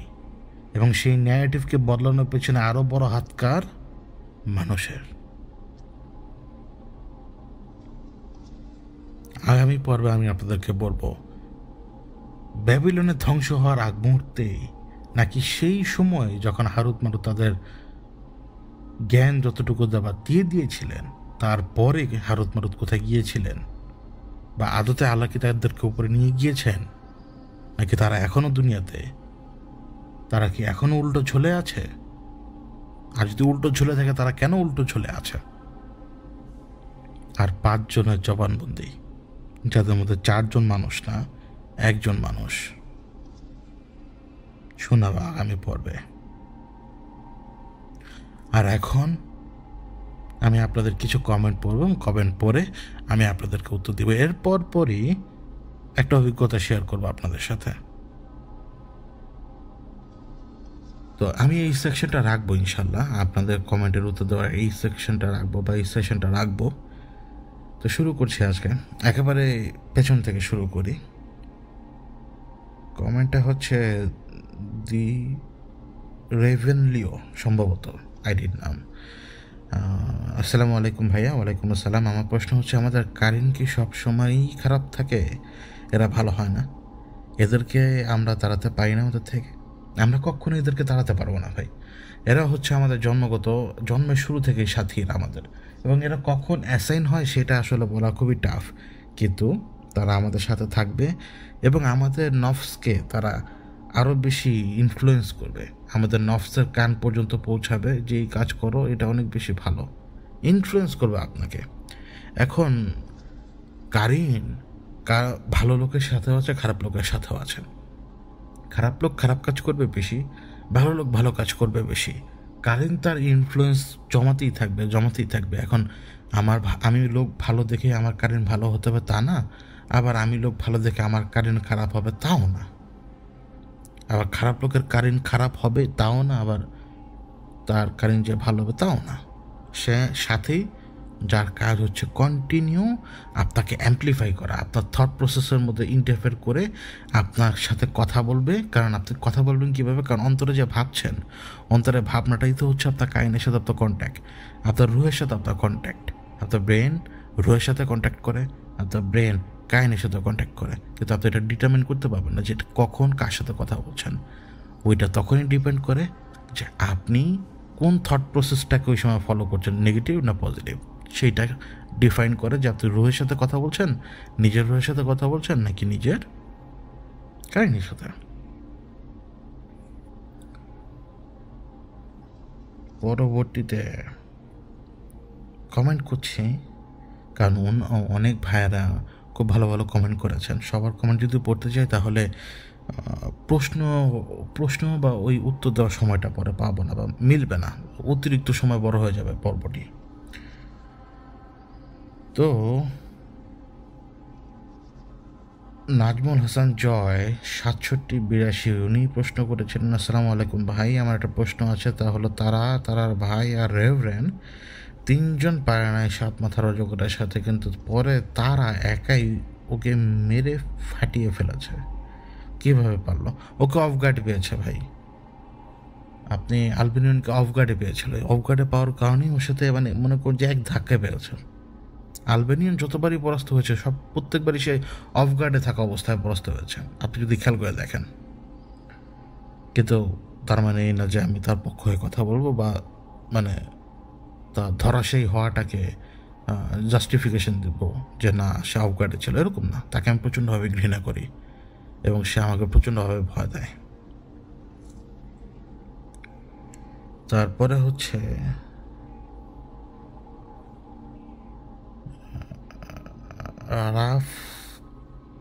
রাফসান উদ্দিন, সম্ভবত ওনার রাফসান উদ্দিন, সম্ভবত ওনার উচ্চারণটা করতে পারলাম কিনা আমি জানি না, ওনার আইডিটা। সেটা হচ্ছে উনি প্রশ্ন করেছেন, আসসালামু আলাইকুম। ওয়ালাইকুম আসসালাম। জিনদের বয়স যেহেতু বেশি হয় সেহেতু এখনও কি সাহাবী জিন বেঁচে থাকতে পারে? থাকলে কি আপনার অথবা আমি সাহেব কেউ পরিচিত আছে? আপনার এই প্রথম প্রশ্নের উত্তর দিব, থাকতেও পারে, কিন্তু আমি কখনো আমি সাহেবকে জিজ্ঞেস করি নাই। আমি কখনো আমি সাহেবকে পর্যন্ত জিজ্ঞেস করিনি যে আপনার বংশের কেউ কি এরকম কেন, এরকম রাসূল সাল্লাল্লাহু আলাইহি ওয়াসাল্লামের দেখা বা সাক্ষাৎ পেয়েছিল কিনা। কারণ ওই তায়েফের ওই ঘটনার পরে জিনদের ওই দল যে ওই জায়গায় যাবে, আশঙ্কা তো মানে আশা তো করা যায় যে আমি সাহেবের বংশের কেউ না কেউ থাকতেই পারতো সেখানে, কিন্তু আমি কখনো এটা জিজ্ঞেস করিনি। ওনার দ্বিতীয় প্রশ্ন হচ্ছে, ব্ল্যাক লিকুইডকে আমার শয়তান মনে হয়, আপনার কী মতামত? আমি জানি না, কিন্তু আমার মতামত সে হচ্ছে কেওস এজেন্ট। যত কেওস হচ্ছে সব কিছু তার হিসাবে হচ্ছে। ওনার 3 নম্বর প্রশ্ন, জিনেরা রোজা কীভাবে পালন করে অথবা করে কিনা? আমাদের যে নিয়ম তাদের জন্য সেই একই নিয়ম। তারপরে মক্কাফোন G6Z উনি একটা কমেন্ট করেছেন, সেই কমেন্টের উত্তর সম্ভবত আমাদের একজন মডারেটর দিয়েছেন। তারপরও বলি যে আমি আসলে প্রত্যেককে যদি সম্মান না দিতে পারি, আমি যদি কাউকে সম্মান না দিতে পারি, যেমন উনি আফটার দ্য হরর ওয়ার্ল্ড একটি বিশেষ ঘটনা প্রচলিত হচ্ছিল, এটা হচ্ছে ওনার কমেন্টে, আফটার দ্য হরর ওয়ার্ল্ড একটি বিশেষ ঘটনা প্রচলিত হয়েছিল যার নাম ছিল দ্য ব্লাড ফোর্স মোর বার, যাই হোক উচ্চারণ করতে পারছি না। তো মানুষ বা জিন শয়তানের উপাসনা বলে তার উপাসনা করে। জাহিদ ভাই এই সম্পর্কে কিছু অবশ্যই বলবেন, আর না হলে আমি সাহেবের কাছ থেকে শুনে জানাবেন। এমনকি সেই পুলিশের সাথে সম্মুখ যুদ্ধে অংশগ্রহণ করেছিল। দেখুন, উনি তো একটা ঘটনার ব্যাপারে বলছেন যে ব্যাপারে আমি জানি না। তো আমি অন্য কারোর ব্যাপারে প্রশ্ন করতে পারি না। এমনকি আমি অন্য কাউকে যদি প্রশ্ন করি, তাহলে আমার চারিত্রিক বৈশিষ্ট্যের মধ্যে যে শয়তানি ভাবটা থাকবে সেটা প্রকাশ হয়ে যাবে। আমি যদি আপনাকে সম্মান না দিতে পারি, আমি যদি অন্য কাউকে সম্মান না দিতে পারি, তাহলে সেও আমাকে সম্মান দেবে না। আর আমি তো আবার তার সম্মানে আশা করি না, এবং সেও আশা করে না যে আমি আপনাকে সম্মান দিয়ে কথা বলবো। বরং প্রত্যেক বান্দার উচিত ওই বান্দা কি করে না করে সেটাকে ফলো না করা। ওই বান্দা ভালো কাজ করলে সেটাকে অ্যাপ্রিসিয়েশন দেওয়া, খারাপ কাজ করলে সেটাকে বলা যে ভাই তুমি কাজ করো না, কিন্তু তার পিঠের পিছনে কথা না বলা উত্তম। সেটা ভালো আর খারাপ যেটাই হোক, এটা হচ্ছে আমার ফিলোসফি। তাই ওই ঘটনায় কী ছিল না ছিল আমি তো জানি না, এই জন্য বলতে পারছি না ভাই। তারপরে উনি আবার একটা কমেন্ট করেছিলেন যে হযরত শাহজালাল রহমাতুল্লাহ আলাইহি কীভাবে তার এই বাংলায় আগমন ঘটে এবং ইসলাম প্রতিষ্ঠিত করেন, এই নিয়ে একটা পডকাস্ট করবেন। করবো ইনশাল্লাহ ভাই, এটার জন্য আমাকে বই পড়তে হবে অনেকে, করবো ইনশাল্লাহ। তারপরে Omega.1258 এটা কমেন্ট করেছেন। আসসালামু আলাইকুম জাহিদ ভাই। ওয়ালাইকুম আসসালাম। আপনাকে অনেক ধন্যবাদ, আপনি আমাদের অনেক জ্ঞান দিয়ে যাচ্ছেন। না ভাই, আমার জ্ঞান একেবারে সীমিত, আমি শুধু আমার যতটুকু আছে ততটুকুই আপনাকে দিই। তো উনি পরবর্তীতে লিখেছেন, আপনি আমাদের অনেক কিছু শিখিয়ে যাচ্ছেন, আর আপনার জন্য অনেক অনেক দোয়া রইল যাতে আল্লাহ আপনাকে নিরাপদ রাখেন। আমি এটা দোয়া করি আল্লাহ আপনাকে আর আপনার পরিবারের প্রত্যেক সদস্যকে তার নিজের হেফাজতে রাখবেন ইনশাল্লাহ। তো উনি লিখেছেন যে আমার কাছে অনেক প্রশ্ন ছিল, বিশেষ করে ভৌতিকতা এবং মায়ায় ঘটনা শোনার পর, কিন্তু আলহামদুলিল্লাহ এই মিডনাইট হরর পডকাস্টের কারণে অনেক কিছু পরিষ্কার হয়ে গেছে। আমি নিজেও এক ধরনের লড়াই করে চলেছি নিজের কারিনের সঙ্গে প্রতিনিয়ত। আপনার নিজের অভিজ্ঞতাগুলো অনেক মানুষকে পথ দেখাচ্ছে। আর ভাই, মানুষের নেতিবাচক কথাগুলো একদম দেখবেন না, আল্লাহ সব জানেন। আপনার জন্য সবসময় দোয়া রইল যাতে আপনি ঈমান নিয়ে এই পৃথিবী ছাড়তে পারেন। আপনার মা বাবাকে আল্লাহ জান্নাত নসিব করুন, আমিন। ভাই, আল্লাহ আপনার যত দোয়া কবুল করে, আল্লাহ যাতে আপনার দোয়া কবুল করে, এইটুকুই বলতে পারি আমি। আর আমি খুবই খুবই মানে কী বলবো, আপনার এই কথার উত্তর দেওয়ার মতো, মানে আপনার এই কথার উপরে উত্তর দেওয়ার মতো আমার কাছে কোনো কিছু নেই। এত সুন্দর কথা দিয়ে বলেছেন ভাই। তারপরে হচ্ছে সৈয়দ রহমান খান 2859 তার আইডি। উনি আসসালামু আলাইকুম। ওয়ালাইকুম আসসালাম।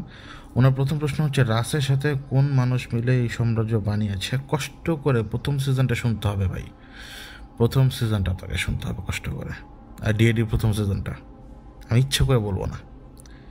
2 নম্বর প্রশ্ন হচ্ছে, রাস কোন টাইপের জিন? ইফরিতের থেকে নিচে হবে আর কি, ইফরিত থেকে নিচে হবে, অথবা ইফরিতের বংশের কেউ, কিন্তু ইফরিত লেভেল না। 3 নম্বর প্রশ্ন হচ্ছে, রাসের সাথে ইসলাম নিয়ে কোনো কথা হয়েছে কি না? অনেকবার হয়েছে, অনেক কিছু। ওরা তো ডেনাই করে না, তো ওরা তো কাফের না, ওরা ডেনাই করে না, ওরা অহংকারী। এইটাই ওদের বড় ভেজাল। আপনার মধ্যে অহংকার থাকতে পারবে না তো, এটাই ওদের বড় ভেজাল, এটাই বড় সমস্যা। ওরা কেউ অস্বীকার করে না তো। 4 নাম্বার, ওসাইরিস সম্পর্কে যদি বলতেন। ওসাইরিসকে নিয়ে আমি আলাদা একটা পর্ব করব, আমি ইচ্ছা করে আলাদা একটা পর্ব করব। যে ওই মিশরের যতগুলো ডেমিগড আছে না, প্রত্যেকটা এন্টিটির ব্যাপারে আমি জানি, আমি প্রত্যেকটা এন্টিটির ব্যাপারে পর্ব করবো ইনশাল্লাহ। তো পরবর্তী কমেন্ট হচ্ছে আকাশ আহমেদ 7111, ইচ্ছা করে বাংলায় বললাম আপনার আইডিটা। তো আসসালামু আলাইকুম ভাই। ওয়ালাইকুম আসসালাম। আমি জানতাম না আপনি আমার কমেন্ট পড়বেন, আপনি আমার নাম বলার সাথে সাথে বুকটা ধরফর করে উঠলো। কম করে হলো 30 বার আপনার মুখে আমার এই কমেন্ট শুনলাম। ধন্যবাদ ভাই, অসহনীয় জ্বালা থেকে উদ্ধার করার জন্য। আপনার উসিলায় অনেক খারাপ কাজ থেকে নিজেকে বিরত রাখতে পারছি। আমরা আপনাকে হারাতে চাই না, অন্তত আমাদের জন্য হলেও জিনিসটা কন্টিনিউ করেন। অনেক কিছু জানা বাকি আপনার কাছ থেকে। আল্লাহ আপনাকে নেক হায়াত দান করুক। ভালো থাকবেন ভাই, আল্লাহ আপনার দোয়া কবুল করুক ভাই। আর আমার কথাটুকুই শুধু আমি বলে যাব সব সময়, যদি সেখান থেকে যদি আপনি একটা ভালো কাজও যদি করে থাকেন, ওই সবটা আমি কবরে পাবো ইনশাল্লাহ। পরবর্তী কমেন্টটা হচ্ছে হোসেন রুবেল 1842 ওনার আইডি। উনি লিখেছেন, জাহিদ ভাই আমার একটা জানার ইচ্ছা, জিনেরা যেহেতু জিনদের দেখতে পায় সেহেতু আমির সাহেব কি আপনার ক্লায়েন্টকে দেখতে পায়? তারা যেইভাবে দেখতে পায় সেইভাবে দেখাটাকে না তিনি নিজেও এক্সপ্লেন করতে পারেন না। অনেকটা ছায়ার মতো দেখতে পায়, কলবের আশপাশে অবস্থান করে একটা ছায়া, এইটা আর কি ওনার কথা। কিন্তু ওইটা ওই ভিজিবলি উনি যেইভাবে আমি ওনাদেরকে দেখি ওইভাবে দেখেন আর কি ওনারা। তারপরে তারপরে এমডি ওমর ফারুক 1104, ওনার কমেন্টটা হচ্ছে, আসসালামু আলাইকুম। ওয়ালাইকুম আসসালাম। জাহিদ ভাইয়ের কাছে একটা প্রশ্ন, দিগন্তে তারার আসল নাম কি? ভাই সেটা বললে সে আপনার সামনে চলে আসবে, তাই বলতে পারবো না। আর রাসের পরিবর্তে এখন কি অন্য কেউ সুপ্রিম কমান্ডার হয়েছে? না ভাই, যেহেতু সে মরে নাই তার জায়গাটা কেউ নিতে পারবে না, কিন্তু তার যে সিস্টেমটা সেটার কলাপস ঘটে গেছে। এখন এই সিস্টেমটাকে অল্প কয়েকজন কোনো রকম গেটগুলোকে পাহারা দিয়ে ধরে রেখেছে, ব্যাস এইটুকুই। আজ হোক কাল হোক 100 200 300 বছর পরে হোক এই গেট ভেঙে যাবে একদিন, আর সেটাও ঘটবেই। এটা প্রফেসিতেই আছে যে দুনিয়াতে অশান্তি নামা শুরু হয়ে যাবে। তারপরে এমডি তানজিমুল ইসলাম 5117, উনি একটা গুরুত্বপূর্ণ প্রশ্ন করছেন। আসসালামু আলাইকুম ভাইয়া। ওয়ালাইকুম আসসালাম। আমার প্রশ্ন ছিল, সঙ্গীত বা গান কিভাবে শয়তান নিজেদের জন্য ব্যবহার করে এবং আমাদের গুণাগার হিসেবে তৈরি করে? ভাই বিশ্বাস করুন, এটা তাদের সবচেয়ে বড় হাতিয়ারগুলোর মধ্যে একটা। কেন বলছি? একটা সুর আপনাকে হিপনোটাইজ করতে পারবে, একটা সুর আপনার মধ্যে যে কোনো রকমের ভাব উদ্রেক করতে পারে। সুর অন্য রকমের প্রভাব ফেলে আমাদের উপরে, কারণ আমরা যখন সুরকে শুনি, যে কোনো সুর, সেটা কখনোই আমরা রেগুলার বেসিসে শুনি না। যেমন এই মুহূর্তে আপনি আমার কথা শুনছেন, সেটা আপনার কাছে কিন্তু রেগুলার বেসিসে শোনা জিনিস। কিন্তু এই মুহূর্তে যদি একটা পাখি গান গায়, আপনি কিন্তু সেটা রেগুলার শুনবেন না। তার প্রতি আপনার একটা আগ্রহ জন্মে যায়, তখন সেই সুরের প্রতি একটা আগ্রহ আপনার জন্মে যায়। সুরের মধ্যে এক অসাধারণ শক্তি তারা ব্যবহার করে, যার কারণে আপনি আক্রান্ত হয়ে পড়েন। কেন বলছি? আপনি একটা একেবারে জনারণ্য একটা পরিবেশে এমন একটা সুর শুনুন, যে সুর শুনলে বা সেই গান শুনলে আপনার মধ্যে যৌন উত্তেজনা বেড়ে যাবে। শুনে দেখুন, বেড়ে যাবে। কিন্তু এটা বাড়লো কীভাবে? এটা আপনার উপরে ইফেক্ট ফেলতে পারছে তো? ইফেক্ট ফেলতে পারছে না। ঠিক তেমনি আপনি যদি কোনো একেবারে জনশূন্য এলাকাতে, একেবারে জনশূন্য, আশপাশে কোনো লোকজন নেই, আপনি তখন যদি একটা সুর শুনেন, সেই সুরটা যদি হয় ইমোশনাল, আপনার কাছে ইমোশনাল, সেই সুরটা আপনাকে ওই ইমোশনাল ভাবভঙ্গিতে এমন এক জায়গায় ট্রিগার করবে যে আপনার অতীতের এমন এমন সব কথা আপনার হঠাৎ মনে পড়ে যাবে যেগুলো আপনি ভাবতেনও না। এরপরে আপনাকে ডিপ্রেশনে ধরে ফেলে। এটা আমি আপনাকে একেবারে খুব শর্টে বোঝালাম, খুব শর্ট এবং খুব নগণ্য একটা পয়েন্ট থেকে বোঝালাম এর ভয়াবহতা। আপনি যখন কোনো ক্লাবে যাবেন, ক্লাবে যে ধরনের সুরগুলো বাজে, যেই ধরনের লাইটিং থাকে, এই সব কিছু আপনাকে উত্তেজিত করার জন্যই। এই সব কিছু আপনার সাইকোলজিক্যালি আপনাকে এমন এক জায়গায় নিয়ে দাঁড় করানোর জন্য করানো হয়, যা আপনি, ধরুন আমি একজন ফকিন্নি, আমি যদি একটা ক্লাবে ঢুকি, মানে সেই ক্লাবে ঢোকার পরে যদি আমি সেই পরিবেশটাকে দেখি, আমার পকেটে যা আছে আমাকে তাই খরচ করতে হবে, তাই না? সেটা পকেটে টাকাটা আসছে কোত্থেকে? আপনি চুরি করেছেন, ডাকাতি করেছেন, কাউকে খুন করেছেন, রাহাজানি করেছেন। তো এই যে পরিবেশটা আপনার সামনে ক্রিয়েট হয়, আর লাইটিংয়ের সোর্সের সাথে যখন মিউজিকটাকে তারা ব্যবহার করে, আপনি অন্ধকারের দিকে হাঁটছেন। সেই প্রাগ ঐতিহাসিক যুগ থেকেই সুরের প্রতি মানুষের প্রচণ্ড আগ্রহ। সুর মানুষকে বিভিন্নভাবে মোটিভেট করে, এই জন্যই সুর থেকে দূরে থাকতে বলা হয়। এবং এই মোটিভেশনটা 90% টাইমে আপনার ক্ষতির কারণ। খুবই শর্টলি আমি আপনাকে বললাম। এই জন্যই এটা ওদের অন্য সমস্ত হাতিয়ারের মধ্যে একটা হাতিয়ার। দুনিয়াতে আছে কে গান শুনে না বলেন? কোথায় গান শুনে না বলেন? গানের তালে আপনি নাচবেন, এটা হায়া বেহায়াপনা না? আপনি বাথরুমে যখন গোসল করতে যাবেন, আপনি তো সম্পূর্ণ উলঙ্গ হন না, গায়ে এক টুকরা কাপড় তো রাখেন, কেন রাখেন? অদৃশ্যের প্রতি লজ্জা তো আছে। তো যদি আপনি গানের তালে বেহায়াপনা করেন, আপনি ছেলেদের সামনে নাচলেও যে মহিলাদের সামনে নাচলেও সেই একই জিনিস, এবং ছেলে মেয়ে যেই নাচুক এটা বেহায়াপনা। আপনাকে দেখে অন্য শয়তান কেন আগ্রহ বোধ করবে না বলুন? এটা একেবারে শর্ট লাইভে আপনাকে বোঝালাম। এটা হচ্ছে অনেক বড় হাতিয়ার ওদের। পরবর্তী একটা বড় কমেন্ট রয়েছে, সেটা হচ্ছে কোরআন ট্রান্সলেশন। উনি আমাদের রেগুলার লিসেনার, উনি আমাদের মায়েরও রেগুলার লিসেনার, এবং আমাদের এইখানেও উনি মোটামুটি সময় দিচ্ছেন আমাদেরকে। উনি লিখেছেন, আসসালামু আলাইকুম রহমতুল্লাহ ওয়াহিদ হাসান ভাই। ওয়ালাইকুম আসসালাম। আপনার কথা শুনে খুব কষ্ট পেলাম। কোনো মানুষের উপকার করতে গিয়ে ভয়ঙ্কর ঝামেলা কাঁধে নিয়ে ঘুরে বেড়াচ্ছে, এটা ভাবতে খুবই কষ্ট হয়। আল্লাহর জন্য আমি আপনাকে ভালোবাসি, আপনার ভালো চাই, সবসময় মঙ্গল চাই, আপনি ভালো থাকুন, এটা সবসময় চাই। আপনার জন্য আমি স্পেশালভাবে আল্লাহর কাছে দোয়া করবো যেন আল্লাহ আপনাকে এই কষ্ট থেকে রেহাই দেন। আল্লাহ আপনার দোয়া কবুল করুক ভাই।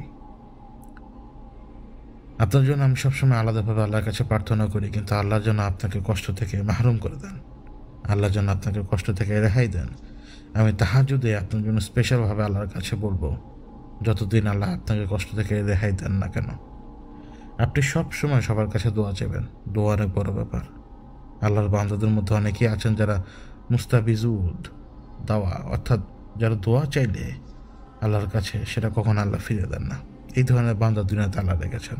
অবশ্যই ভাই, এরকম বান্দা দুনিয়াতে আছেন। রাসূলুল্লাহ সাল্লাল্লাহু আলাইহি ওয়াসাল্লামের ওফাতের পর ওনার চাচা ছিলেন, এরপর ছিলেন আনাস ইবনে মালিকের ভাই, ওনার নামটা মনে পড়ছে না। উনি অনেক বড় বীর ছিলেন ইসলামের। তো বর্তমানে আমাদের মুসলমানদের মধ্যে অনেকেই আছেন যাদের ফরিয়াদ আল্লাহ কখনো ফিরিয়ে দেন না এবং কবুল করে নেন সাথে সাথে। আপনি সবার কাছে দোয়া চাইতে থাকুন, ইনশাল্লাহ আপনাকে এই কষ্ট থেকে আল্লাহ রেহাই দেবেন। আপনার এই কষ্ট শুনে আমি অনেকক্ষণ চুপ ছিলাম। ভাই, আপনার জন্য দোয়া করি, করতেই থাকবো যতক্ষণ আল্লাহ আপনাকে ভয়ঙ্কর মানসিক এবং শারীরিক যন্ত্রণা ও কষ্ট থেকে রেহাই দেন। আপনার মায়ের জন্য দোয়া রইল। আপনার এই এত সুন্দর কথার উপরে কথা বলার কোনো অধিকার আমার নেই। আল্লাহ আপনার দোয়া কবুল করুক ভাই, আল্লাহ আপনার দোয়া কবুল করুক। তারপরে একটা আইডি, যে আইডির নামটা আমি উচ্চারণ করতে পারবো না, তার আইডির শেষের অংশটা হচ্ছে 4580। তিনি লিখেছিলেন যে অ্যান্টার্কটিকার নিচে কি আছে, আর ড্রাগন ইউনিকর্ন এগুলো কি সত্যি আছে? ড্রাগন ইউনিকর্ন, আমার কেন জানি মনে হয় যে দুনিয়াতে কোনো সিম্বল যদি থাকে, সেই সিম্বল অনেক কিছু মিন করে। ড্রাগন একটা রূপ ধরতে পারে। ড্রাগন মানে কল্পনার প্রসূত তো কোনো জিনিস না, দুনিয়াতে কেউ কি কল্পনা করে কোনো কিছু তৈরি করে? মনে তো না। তো আমার যেটা মনে হয় যে ড্রাগন বা ইউনিকর্ন এগুলো থাকতে পারে, মানে এগুলো দেখানো হয়েছে হয়তো কখনো কোনো মানুষকে, কিন্তু ফিজিক্যালি এগুলো কোনো হয়তো এখানে কোনো রকমেরই চান্স নেই যেগুলো এক্সিস্ট করে। হয়তো এগুলো এন্টিটিতে কাজ, কারণ পৃথিবীর ইতিহাসটা বিশাল বড়। পৃথিবীতে মানুষ প্রায় 15-20 হাজার বছর ধরে আছেন, মানে যদি আমি ইসলামের ধারাটা দেখি আর কি, বা আরও বেশি হতে পারে, মানে আদম আলাইহিসসালামের ধারা থেকে যদি দেখি, তো অনেক কিছুই সম্ভব। দুনিয়াতে তো বড় বড় জায়ান্ট তো ছিলই। আজকে একটু আগে তো বলে আসলাম যে ইদ্রিস আলাইহিসসালামের সময় সেই অদেখা প্রাণীরা মাউন্ট হারমনে নেমেছিল। জায়ান্ট তো ছিলই, কারণ এটা অস্বীকার করার মতো কোনো কিছু নেই, এবং আল্লাহ সেগুলোকে ধ্বংসই করে দিয়েছেন, রাখেনি নাই।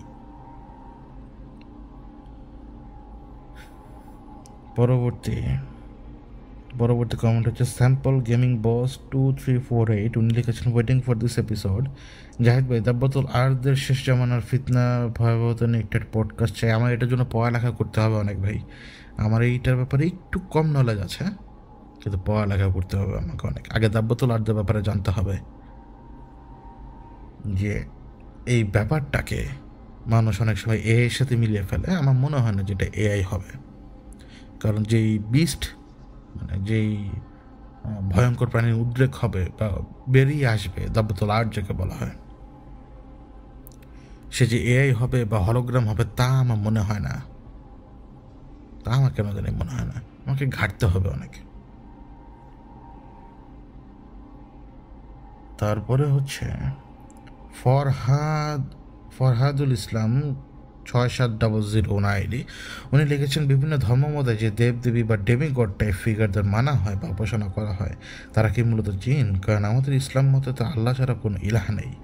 তাহলে ওসব মানুষেরা বেশি ক্ষমতাবান এন্টিটিদের সৃষ্টিকর্তা মানে কেন? এটা হচ্ছে, যদি একদম শর্টকাটে বলি, আমাদের তো এই মানব সভ্যতার ইতিহাস অনেক বড়, এবং যখনই আপনি দেখবেন যে নবী বা রাসুলদের হাত থেকে, মানে নবী বা রাসুলদের যে উম্মতেরা, মানে আমাদের শেষ নবীর কথা বলছি না, আমাদের রাসুল সাল্লাল্লাহু আলাইহি সাল্লামের কথা বলছি না, পূর্বে যত নবী এবং রাসুলগণ ছিলেন তাদের যে অনুসারীরা ছিল তারা পথভ্রষ্ট হতো। তারা যখনই আল্লাহর বিধিবিধানের বাইরে চলে যেত, ঠিক সেই মুহূর্তে এন্টিটিরা কোনো না কোনো ডেমিগড সেজে তাদের উপকার করে সেই প্লেসটা নিয়ে নিত তাদের সামনে, যার কারণে সেই ডেমিগডের উপাসনা তারা করতো। ডেমিগড যেভাবে বলতো সেভাবেই। এটা শর্টকাটে বললাম, কিন্তু এটার জন্য আলাদা একটা পর্ব প্রয়োজন। তো আশা করি যখন ওই যে মিশরের গড বা ডেমিগড এদেরকে যখন ধরবো, মানে এই পর্বটা, ওই সময় ভালোভাবে এক্সপ্লেন করতে পারবো। তারপরে রয়্যাল রনি 1708 ওনার আইডি থেকে উনি লিখেছেন, আসসালামু আলাইকুম আয়দ। ওয়ালাইকুম আসসালাম। আমি জানি আপনার ইনফরমেশনগুলো সবার চাইতে একটু আলাদা।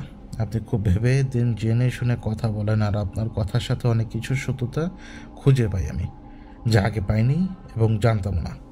আপনার কথার সত্যতা আছে, যারা খুব গভীরভাবে বিষয়গুলোকে দেখবে তারা বুঝবে, আর এমনই শুধু শোনার জন্য যারা শোনে তাদের মাথার উপর দিয়ে যাবে, তারা জানে না অনেক কিছু, বোঝেও না। তাই তাদের কাছে এমন আপনি বলে যাবেন,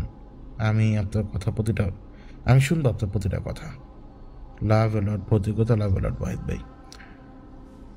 ধন্যবাদ ভাই আপনার কমেন্টের জন্য। এবং না, আমিও তো ব্যবুঝ হতে পারি, ও সমস্যা না, যে কোনো লোক যে কোনো কথা বলতে পারে। আমার কাজ হচ্ছে আপনাদেরকে শুধু আমার কথাটুকু বলা, আর আপনাদের যদি কোনো প্রশ্ন থাকে সেই প্রশ্ন উত্তর দেওয়া। আর বেশি কথা বললে না বোকামি প্রকাশ পেয়ে যায়, তাই কথা যত কম বলা উচিত আমার বা আমাদের জন্যই ভালো। মানে বেশি কথা বললে তো মুখ ফসকে একটা ভুল কথা বেরিয়ে যেতে পারে, ওটা তো পরে আহাম্মক বানিয়ে দিতে পারে আমাকে। তো প্রায় শেষের দিকে টাইটানিক জাহাজ নিয়ে ভিডিও চাচ্ছিলেন নাজমুল হোসেন ভাই। ওয়ালাইকুম আসসালাম ভাই। টাইটানিক নিয়ে কী করবো, আহামরি কিছু নেই তো। তারপরে অনেক ভাইয়ের সুন্দর সুন্দর কমেন্ট রয়েছে। আসলে হচ্ছে কি, প্রশ্নের বাইরে যদি ওই কমেন্টগুলো পড়ি তাহলে পর্ব অনেক বড় হয়ে যাবে, মাফ করবেন আমাকে আপনারা। তারপরে কমেন্ট করেছেন কুষ্টিয়ার গেমার, তারপরে সুমাইয়া হোসেন, তারপরে সাব্বির শেখ, মনিরুল বোস, মোহাম্মদ রিফাত, তারপরে নাজমুল হোসেন তো বললামই, আননোয়িং, তারপরে জেমস বন্ড, হীরা আক্তার, তারিকুল ইসলাম, আপনারা কমেন্ট করেছেন। তারপর রাহান ক্রিয়েশন, আপনারা সবাই কমেন্ট করেছেন। আপনাদের সবাইকে ধন্যবাদ, আপনারা কষ্ট করে যে কমেন্টগুলো করেছেন এবং এই যে প্রশ্নগুলো যে করেছেন। তো এটাই ছিল আর কি। এছাড়া আরও অনেক কমেন্ট রয়ে গেছে, যে কমেন্টগুলো যদি এখন পড়তে যাই সময় আরও বড় হয়ে যাবে পর্বটাই। তবুও আরও দুই একটা কমেন্টের উত্তর আমি দেওয়ার চেষ্টা করি। অবশ্য কমেন্টের দুই একটা জায়গায় আমি নিজে উত্তর দিয়েছি, সেই কমেন্টগুলো আসলে ইচ্ছে করে পড়তে যাচ্ছি না, কারণ যেহেতু আমি উত্তর দিয়েছি। তো এটাই আর কি, আর কমেন্ট পাচ্ছি না পড়ার বা উত্তর দেওয়ার মতো, আর কমেন্ট পাচ্ছি না এখন। তো একটা কমেন্ট আসছে, সেটা হচ্ছে রাফি হাবিবের। তিনি লিখেছেন, আসসালামু আলাইকুম ভাইয়া। ওয়ালাইকুম আসসালাম। 666 এই সংখ্যাগুলো নিয়ে একটা এপিসোড করবেন ইনশাল্লাহ, তাহলে আমরা সকলে আরও ভালোভাবে বুঝতে পারবো। ঠিক আছে, একদিন করবো ইনশাল্লাহ। অত বড় হবে না কিন্তু, এবং ধন্যবাদ আপনাদের সবাইকে ধন্যবাদ যে আপনারা প্রশ্ন করেছেন। আর আমি আমার সাধারণ জ্ঞান থেকে যতটুকু পেরেছি আপনাদের সাথে কথা বলার চেষ্টা করেছি। এবং এখন চলে যাব একটা অভিজ্ঞতা শেয়ার করবো আপনাদের সাথে। একটা তিক্ত অভিজ্ঞতা আছে। তিক্ত অভিজ্ঞতা হলেও কিছু কাজ মাঝে মাঝে করি, সেই কথাগুলোই আপনাদের সাথে একটু শেয়ার করব আজ। এই ওই অভিজ্ঞতাটা আমি আরও আগে রেকর্ড করে রেখেছিলাম, এখন শুধুমাত্র অ্যাটাচ করে দিব। তো মাঝখান থেকে আমি অভ্যাসগতভাবেই বিদায় নিচ্ছি আগেভাগেই। আপনারা সবাই ভালো থাকবেন, সুস্থ থাকবেন। রমজানের মোবারকবাদ রইল, কারণ আজকে শুরুতে মোবারকবাদ দিতে ভুলে গিয়েছিলাম। নিজেদের খেয়াল রাখবেন, নিজেদের আপনজনের খেয়াল রাখবেন। আমি এখন বিদায় নিচ্ছি। ওই ফাইলটা আমি অ্যাটাচ করে দিচ্ছি, একটা অভিজ্ঞতা, ছোট্ট একটা অভিজ্ঞতা শেয়ার করেছি আপনাদের সাথে। আপনারা সবাই ভালো থাকবেন। আল্লাহ হাফেজ। আল্লাহর অশেষ রহমতে অভিজ্ঞতা তো আর কম না, এবং জার্নিটা তো বেশি দূর আগাতে পারে নাই আমার। কেউ কেউ তো এমনও আছেন যারা একেবারে আল্লাহর কাছে চলে যাওয়ার আগ পর্যন্ত মানুষের খেদমত করে গেছেন। আল্লাহ যেটা চান আর যেটাই ছিল আমার তাকদিরে সেটাই হয়েছে এখন, আর সামনে যা আমার তাকদিরে আছে তাই হবে, এবং এতে আমি রাজি খুশি। কিন্তু চলার পথে না অনেক রকমের অভিজ্ঞতার মুখোমুখি হই, হরেক রকমের মানুষ কিন্তু দেখি আমি। একদিন এক লোক ফোন দিল, ওটা আমার আর্লি সময়টায়। সে ফোন দিয়ে আমাকে বলল, ওই অমুক হুজুর আপনার নাম্বারটা দিয়ে বলল যে আপনার সাথে একটু যোগাযোগ করতে। আমি বললাম ঘটনা কি? বলল যে একটা মেয়ে আছে, মেয়েটাকে পরী আক্রমণ করেছে। পরী, আসলে কথাটা এভাবেই বলি, অ্যাজ ইট ইজ বলি কথাটা, পরী ঘাড়ে চাপছে, এখন আপনাকে একটু দেখা লাগবে। তখন আমি ওনাকে বললাম কোথায়। তিনি আমাকে লোকেশন দিলেন। আমি বললাম আমার পক্ষে এত দূরে তো যাওয়া সম্ভব না। তবুও ওনার কথায়, এবং ওনার কথার ধরন খুব সুন্দর, তো ওনার কথায় আমি রাজি হলাম। এটা আপনি বলতে পারেন যে কেন আমি অপরিচিত কারো কথা রাজি হলাম। একে তো সোর্স ছিল যে আমার পরিচিত এক ব্যক্তি, দ্বিতীয়ত ওটা আমার আর্লি টাইম, ওই সময় বাজ বিচার করতাম না কিছুর, আর বাইরে বেশি থাকা পড়তো আমার। আমি ওনার সাথে গেলাম, এবং প্রায় 3 ঘন্টার মতো লোকালি, মানে সরাসরি না, লোকালি অনেকগুলো রাস্তা বদলে বদলে বদলে বদলে আমি অবশেষে সেই জায়গায় গেলাম। এবং গ্রাম, অবশ্য ঢাকার আশপাশে, এখনও সেটা ঢাকার আশপাশেই, এখনও সেই জায়গাটা গ্রাম, মানে ঢাকার বাইরেই কিন্তু গ্রাম। আমি ওনাদের বাড়িতে যাই। বাড়িটা বেশ বড় সড়ো, এবং ভদ্রলোক যিনি, মানে আমি যার বাসায় গিয়েছি সে আমার যেতে তখন বড় ওস্তাদ। তা সে নিজেই তদবির করে, সে নিজেই সব কিছু করে। আমি যখন ওনাদের এখানে বসলাম না, মানে ছ্যাত করলো নেই, মানে বোঝা গেল ছ্যাত, মানে কি, মানে কে আসছে, এ কি করবে, মানে আমি কিছু করতে পারি না, আমার মেয়ের কোনো কিছু এ কি করবে, এরকম একটা ভাব তার ভিতরে। এবং তার এই ফার্স্ট লুকে না, আমি ইয়াং ছেলে তো তখন, প্রচণ্ডভাবে রাগ ওঠে আমার, আমি চলে আসতে চাই। কিন্তু যিনি আমাকে নিয়ে গেছেন তিনি আমাকে বললেন যে আপনি একটু একটু ধৈর্য দেন। তারপরে আর কি উনি ওনার সাথে কি জানি কথাবার্তা বললো, হালকা একটু জিদও চাপলো যে ব্যাটাকে আজকে একটু দেখাই আমি জিনিসটা কি। দেখুন, এটা কিন্তু সেই সময়ের কথা যে সময়টা আমি একটু ইয়াং, অবভিয়াসলি এটা 2015 সালের আগের কথা। তখন পর্যন্ত দিগন্ত তারা কিন্তু ছোঁয়াটা আমার সামনে আসেনি। ওই যে কাশেম সাহেবের ঘটনার সময়, তখন আমি উঠছিলাম রীতিমতো। ওই কাশেম সাহেবের ওই ঘটনায় আমাকে মাটিতে নামিয়ে আনে। তো সমস্যা কি, আমার সামনে তার মেয়েকে নিয়ে আনা হলো। তা আমি ওনাকে বললাম যে আপনার মেয়ে এখানে আমার সামনে কেন কেন? সে বললো, এইভাবে বললো কথাটা যে আপনি না কাজ করেন, তা আপনি দেখেন কি সমস্যা। আপনি বুঝতে পারছেন মানে সে কোন ধরনের অ্যাটিটিউড দেখাচ্ছে আমাকে, অথচ সেই আমাকে ডাকিয়ে নিয়ে গেল। এখন আমার অ্যাপিয়ারেন্স দেখে তার ভালো লাগছে না। সে যে আমাকে ডেকে নিয়ে গেছে সে তো আমার ব্যাপারে জানতো। আমি যে কাজ না করলে, যদি আমার দ্বারা কাজ না হতো, সে রেফারেন্সগুলো যদি না পেতো, তাহলে কি আমাকে সে ডাকতো? তখন আমি বললাম যে আপনি যেভাবে ভাবছেন আমি এভাবে কিছু করি না। বলে যে আপনার ওস্তাদ দ্বারা ডাক দেন। আমি বললাম যে আমার ওস্তাদ বোস্তাদ কেউ নাই, আমার যেইভাবে কাজ করার দরকার আমি সেভাবে কাজ করি, আমার কাজের ধরনাতে বুঝে উঠতে পারবেন না। তো উনি কথা কেমন জানি একটু এদিক ওদিক করে বলছিলেন বিধায় আমি ওনাকে বললাম যে দেখেন, আপনি যদি আমার সাথে কথা না বলতে চান কথা না বলেন, আমি আপনার বাসায় মেহমান হয়ে আসছি, এটা আমার ভুল হয়ে গেছে, আমি এখান থেকে চলে যাই। তখন সে বলে যে না চলে যাবেন কেন, বসেন বলি, এটা আমার ভুল, আমি মাদ্রাসার শিক্ষক, তো আপনি তো আমার ছাত্রের সমান, দেখেন সে কীভাবে কথা বলছে আমার সাথে, আমি ওই মাদ্রাসার শিক্ষক, আমি ওই মাদ্রাসার, উনি সম্ভবত সিনিয়র একজন শিক্ষক ওই মাদ্রাসা, এবং তিনি বলছিলেন যে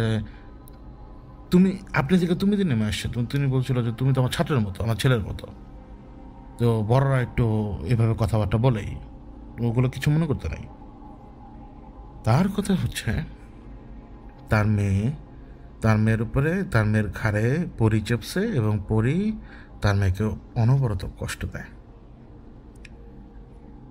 এই মেয়েটা ওই সময় আমার সাথে বয়সে বড়, সে তখন তার বয়স আনুমানিক 25।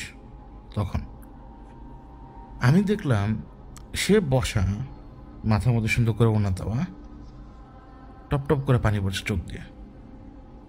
আমি জিজ্ঞেস করলাম কান্না করছেন কেন,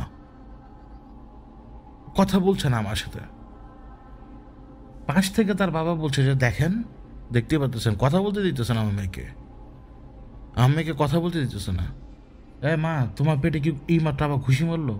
তো মেয়ে তখন মাথা নাড়ায়, অর্থাৎ ওই পরি বা যেই হোক সে তখন ওই মেয়েটার পেটে অনবরত কিছুক্ষণ পর ঘুষি মারছে যাতে করে সে কনসিভ না করতে পারে। আমি আপনাদেরকে তো এখন বললাম যে সে যাতে কনসিভ না করতে পারে, কিন্তু তখন তারা জানতো না ঘটনা কি, তারা শুধু এটাই জানে যে মেয়েটাকে খালি ঘুষি মারে পেটের মধ্যে। ভালো কথা। তো সে আমাকে বললো, সে শিক্ষক আর কি, মানে মেয়ের বাবা বললো যে কয়েন ট্রিটমেন্ট করেন। আমি চিন্তা করি যে ভাই আমি আসলাম কই, এতে আমার চেয়ে বড় ওস্তাদ, আমি এর উপর দিয়ে ওস্তাদগিরি কীভাবে করি? এ তো পারে না আমাকে যে কোনো সময় ধাক্কা মারা ঘর থেকে বের করে দেয়। এই চিন্তা করছি হঠাৎ একটা সময় হয় কি, দুপুর হয়ে যায়, সে আমাকে খাবার দিয়ে যায় এবং আমি তাকে বলি যে আমার এই নিয়ম নাই খাবার খাওয়ার, আমি কোথাও খাবার পর্যন্ত খাই না, পানি তো দূরের কথা, আমি তার বাসায় 1 ফোঁটা পানি পর্যন্ত খাইনি।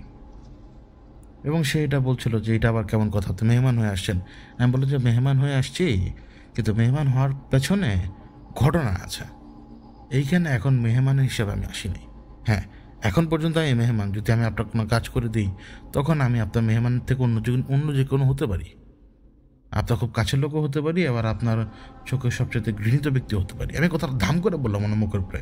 দেখেন ওনার গায়ে লাগছে আমার কথা, কারণ আমি ওনার সামনে কিন্তু ওনার স্টুডেন্টের মতো, তখন কিন্তু আমি একই সময় ওনার সামনে ওনার স্টুডেন্টের মতো। তো আপনার 23-24 বছর বয়সের ছেলে যখন একটা শিক্ষক লেভেলের লোকের সাথে কথা বলবে, তো একটু অন্যরকম ভাব তখন মানুষের। তো কিছু সময় পরে খেয়াল করলাম আয়াতুল কুরসি পড়া শব্দ এবং একটু গোলমালের শব্দ। কোথা থেকে গোলমাল আসছে? ওনার বাড়িটা ভাই বিশাল বড়, বিশ্বাস করেন, মানে এত সুন্দর বাড়ি, এবং বাড়িটা না একেবারে বড়, ভিতরে উঠানো থাকলেও ওনার বাড়ির এরিয়াটাই বড়। বাড়ির ভেতরে বিশাল বড় ড্রয়িং রুম, যেটা হচ্ছে ড্রয়িং রুম বা যে কোনো একটা ওপেন স্পেস হোক, মানে বাড়ির ভেতরেই এই স্পেসটাই 3-4টা রুমের সমপরিমাণ বড় ভেতরের স্পেস।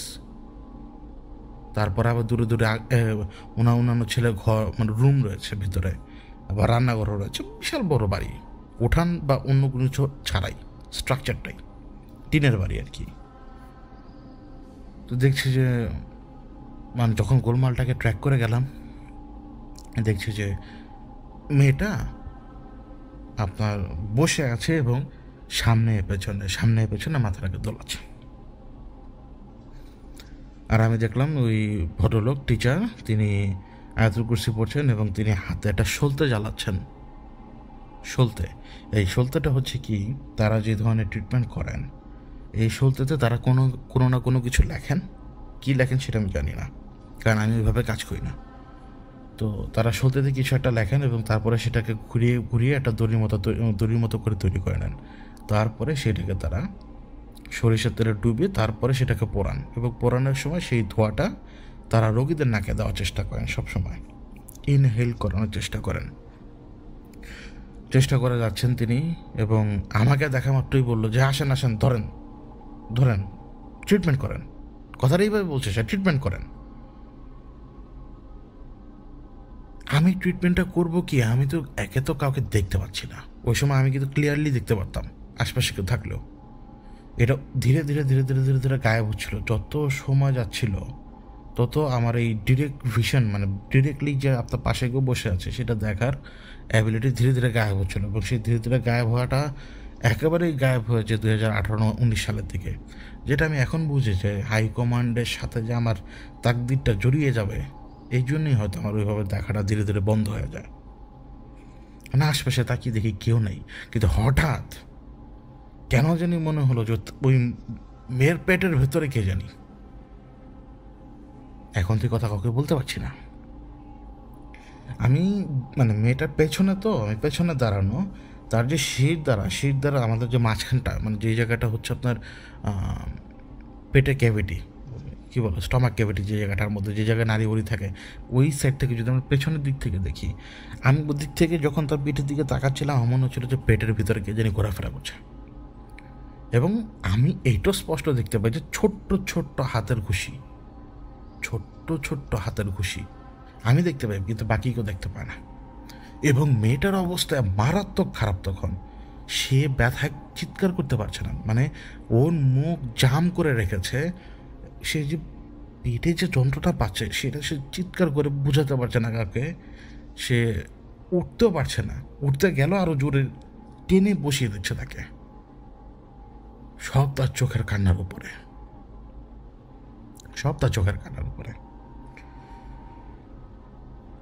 আমি তাকে দেখলাম যে তিনি কিতাব বের করলেন। বিশ্বাস করবেন, তিনি তাবিজে কিতাব বের করলেন এবং তাবিজে কিতাব দেখে দেখে দেখে দেখে ট্রিটমেন্ট করা শুরু করলেন। এবং তাবিজে কিতাব দেখে দেখে তিনি ওই তাবিজে কিতাবের যে সমস্ত দোয়া লেখা থাকে এগুলো পড়ে তিনি ওই মেয়ের উপরে থাকা সে পরীকে আনানোর চেষ্টা করছেন। আমি তাকে দেখে দেখছি, মানে আমি এই সিচুয়েশনের সাথে ইউজড না। আমি ওই সাকিবদের বাড়িতে গিয়েছিলাম, আরও অনেক জায়গায় এইভাবে কাজ করছি, কিন্তু আমার কাজের ধরন আলাদা। তার দুইটা ভাই এবং ওই মেয়ের জামাইও ছিল সেইখানে, চেষ্টা করছে তারা। হঠাৎ একটু পরে হয় কি, মানে মেয়ের মুখে একটা হাসি আসে, আর ঘাড় ঘুরিয়ে না এই আল্লাহর বান্দা আমার দিকে তাকায়। তো তাকানোর পরেই আমি জিজ্ঞেস করলাম, আপা কী সমস্যা বলেন।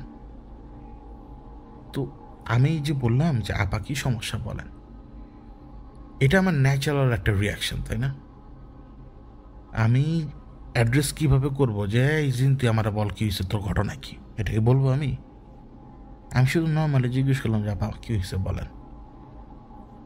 উনি ওনার মেয়ের মুখটা ঘুরে নিল, আমার দিক থেকে ঘুরে নিয়ে উনি বলা শুরু করলো, উনি অ্যাড্রেস করা শুরু করলো, হ্যাঁ পরি তুই কী চাস বল।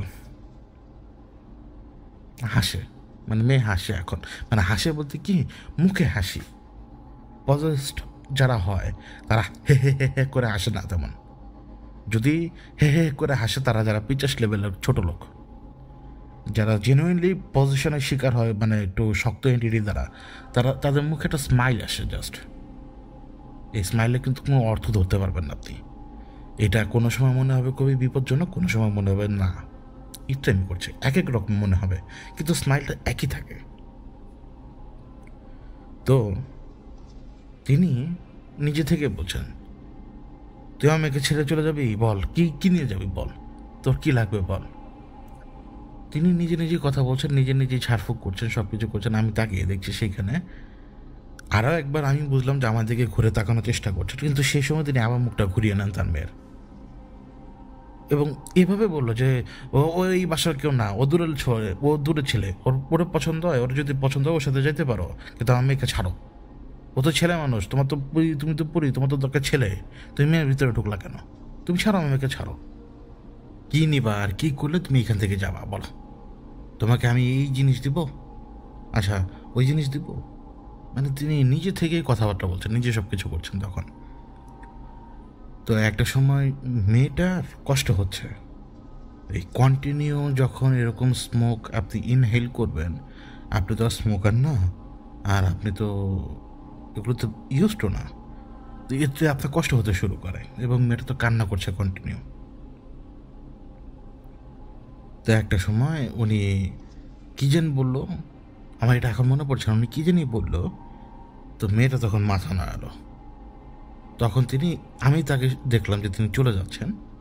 তিনি এরপরে ফেরত আসলেন মাটির একটা সরা নিয়ে, মাটি সরাতে সে কী জানি এটা লিখলো, তারপরে মেয়েটার হাতের ছাপ নিল, আঙ্গুলের ছাপ নিল, নেওয়ার পরে বলল যে এটা আমি, এই মাটির ছড়াটা আমি ওই বাঁশবাগানে রেখে দিয়ে আসতেছি, তুমি এটা নিয়ে চলে যাও, আর তোমার যে জিনিসের দরকার তুমি সেটা স্বপ্ন আমাকে জানাও, আমি তোমাকে দিয়ে দেব। হ্যাঁ, স্বপ্ন? আমি ওইখানে দাঁড়ানো অবস্থায় এগুলো দেখছি চুপচাপ। তার উপরে কখনো আমি নিজে পর্যন্ত শুনি নাই যে স্বপ্নে দেখা দিয়ে বলে দিও তো তোমার কি লাগবে না লাগবে আমি দিয়ে দেব। তিনি ঝাড়ি মারলেন, যাও এক্ষুনি যাও, আমি সরা দিয়ে আসছি ওইখানে, যাও এক্ষুনি যাও। মানে একটু পরে আর কি এসে উনি ঝাড়ি দিলেন। কি হলো কিছু সময় আরও গেল, কিছুই বুঝলাম না। মেয়েটা এইভাবে এইভাবে ঢুলে, আর আমি দেখি যে পিঠের পেছনে একটা প্রজাপতি ঘুরছে, তার কাপড়ের উপরে ভেসে ওঠে আবার কাপড়ের ভেতরে মিলিয়ে যায়।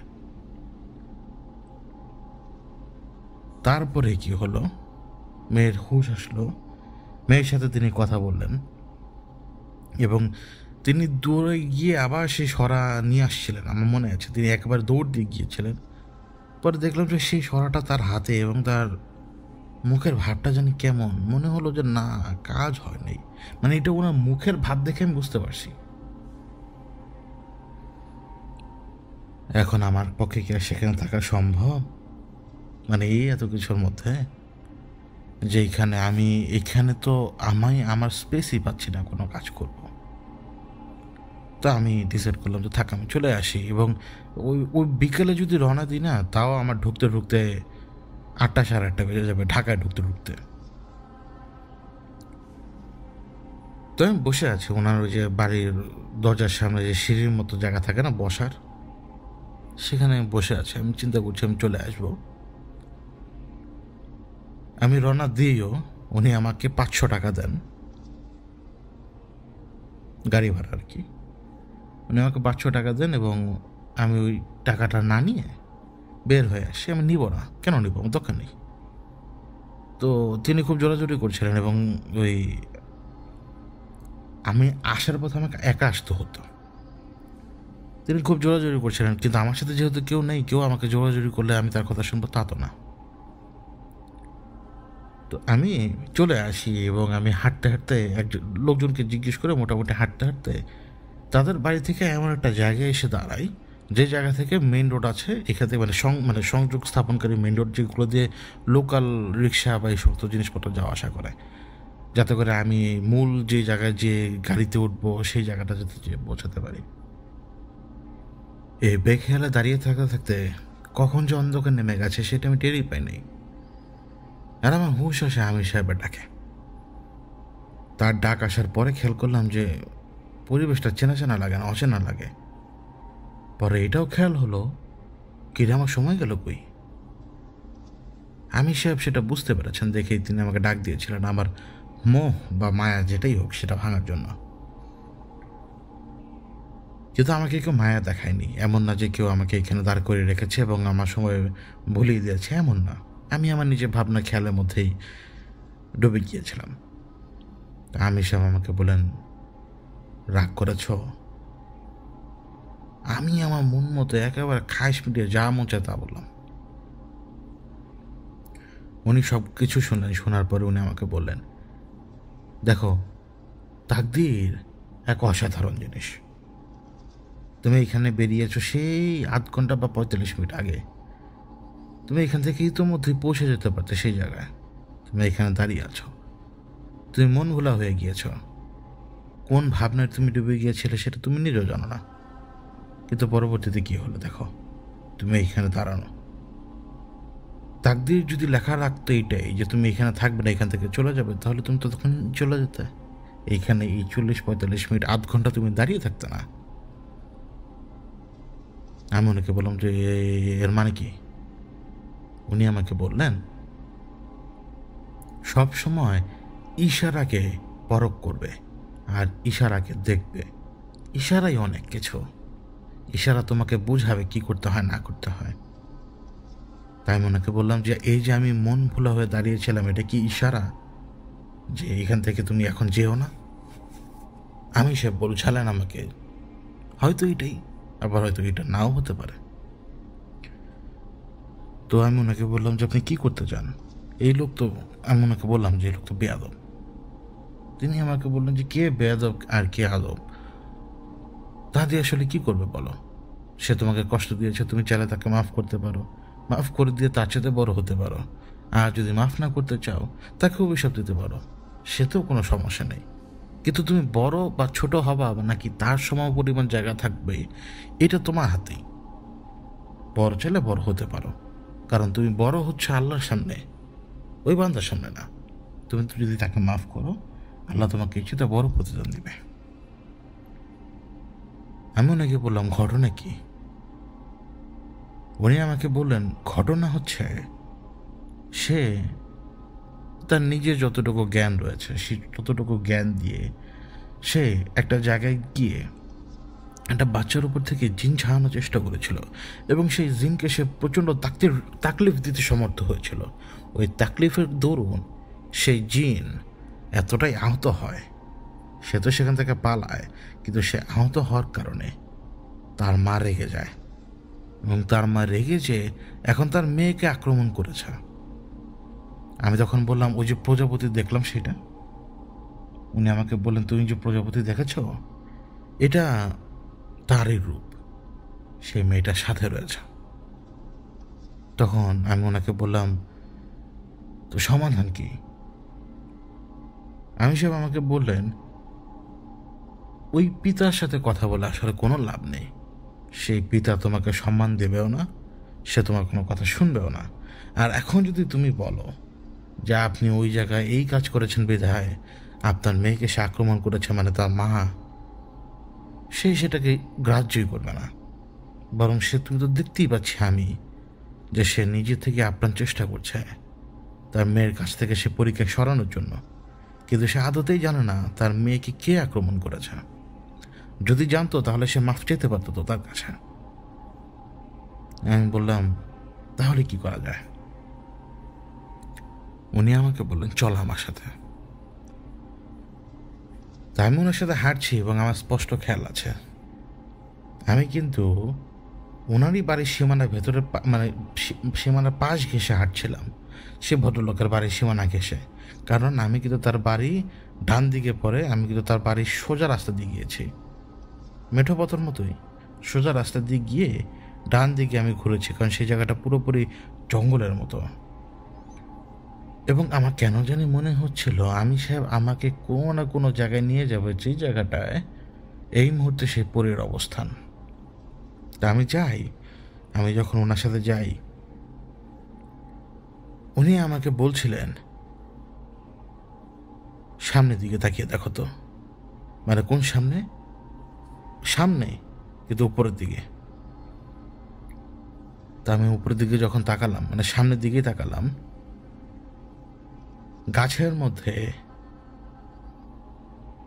একজন এমনভাবে বসে আছে এবং তার যে হালত, ওই হালত দেখে আমার হাত পা কাঁপতে শুরু করে। তখন সাদা সেলোয়ার কামিজ পরা একটা আকৃতি, তার ওই সাদা সেলোয়ার কামিজটা রক্তাক্ত, তার বুকটা একেবারে ফাড়া, বুক ফাড়া, এবং বুকের সাথে বুক যে ফাড়া, মানে বুকের এক অংশের ভেতরে তখনও রয়ে গিয়েছিল ফুসফুস, এবং বাকি অংশটা একেবারে বুকের সাথে লাগানো, যে অংশটা ফাড়া, পেটের মাঝখান দিয়ে প্রায় 1 বিঘত সম পরিমাণ ফাঁক। প্রথমে পাকস্থলীর বড় অংশটা মাটিতে পড়েছে, এটা বোঝা যায়, আর এরপরে বাকি নারীগুলো, এটাই তার রূপ, এটাই তার সেই বিভৎস রূপ। তো আমার হাত পা থর থর থর থর থর থর করে কাঁপছিল। উনি আমার কাঁধে হাত দিলেন এবং আমাকে আরেকটু সামনের দিকে এগিয়ে নিয়ে গেলেন। আমি সামনের দিকে যাচ্ছি, আমি চোখ ঘুরিয়ে মানে অন্যদিকে রেখেছি, বলতে পারেন যে আমি আমার চোখ বন্ধ করে রেখেছি।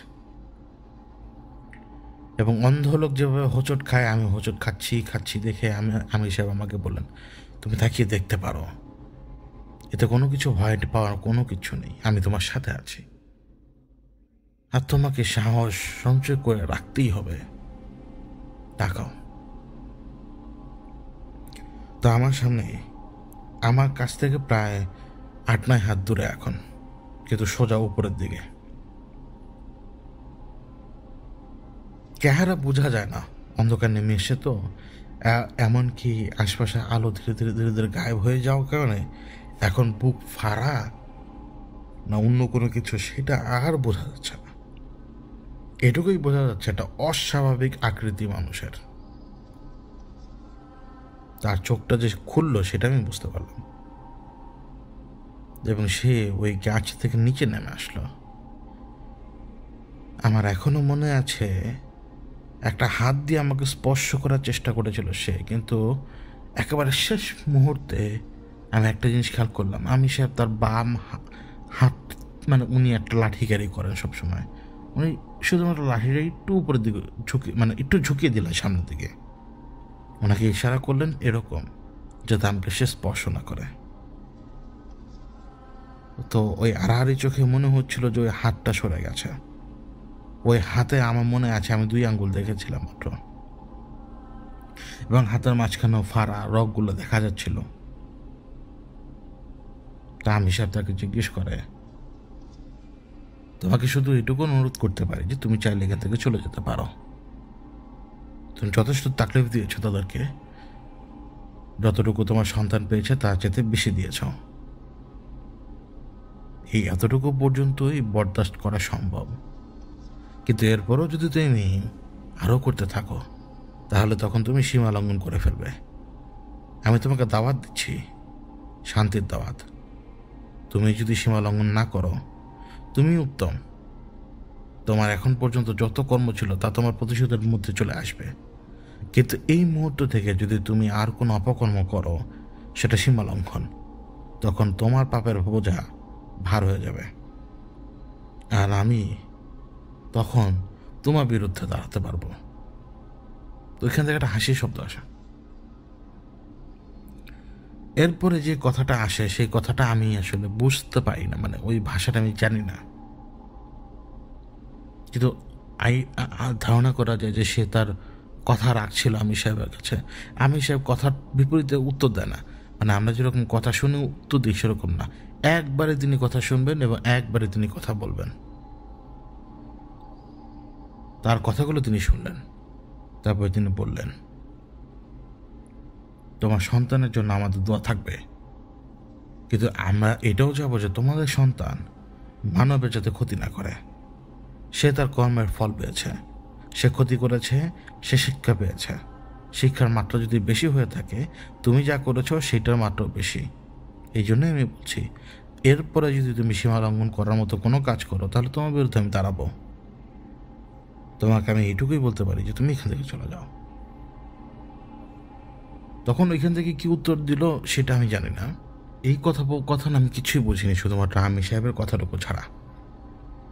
তো যখন সে বললো যে সে রাজি হয়েছে সে যাবে, তখন সে এটা বলে, ওদের জমির ভেতরে আমার ছেলের একটা অংশ রয়ে গেছে, আমাকে সেই অংশটা দিলে আমি এখান থেকে চলে যাব।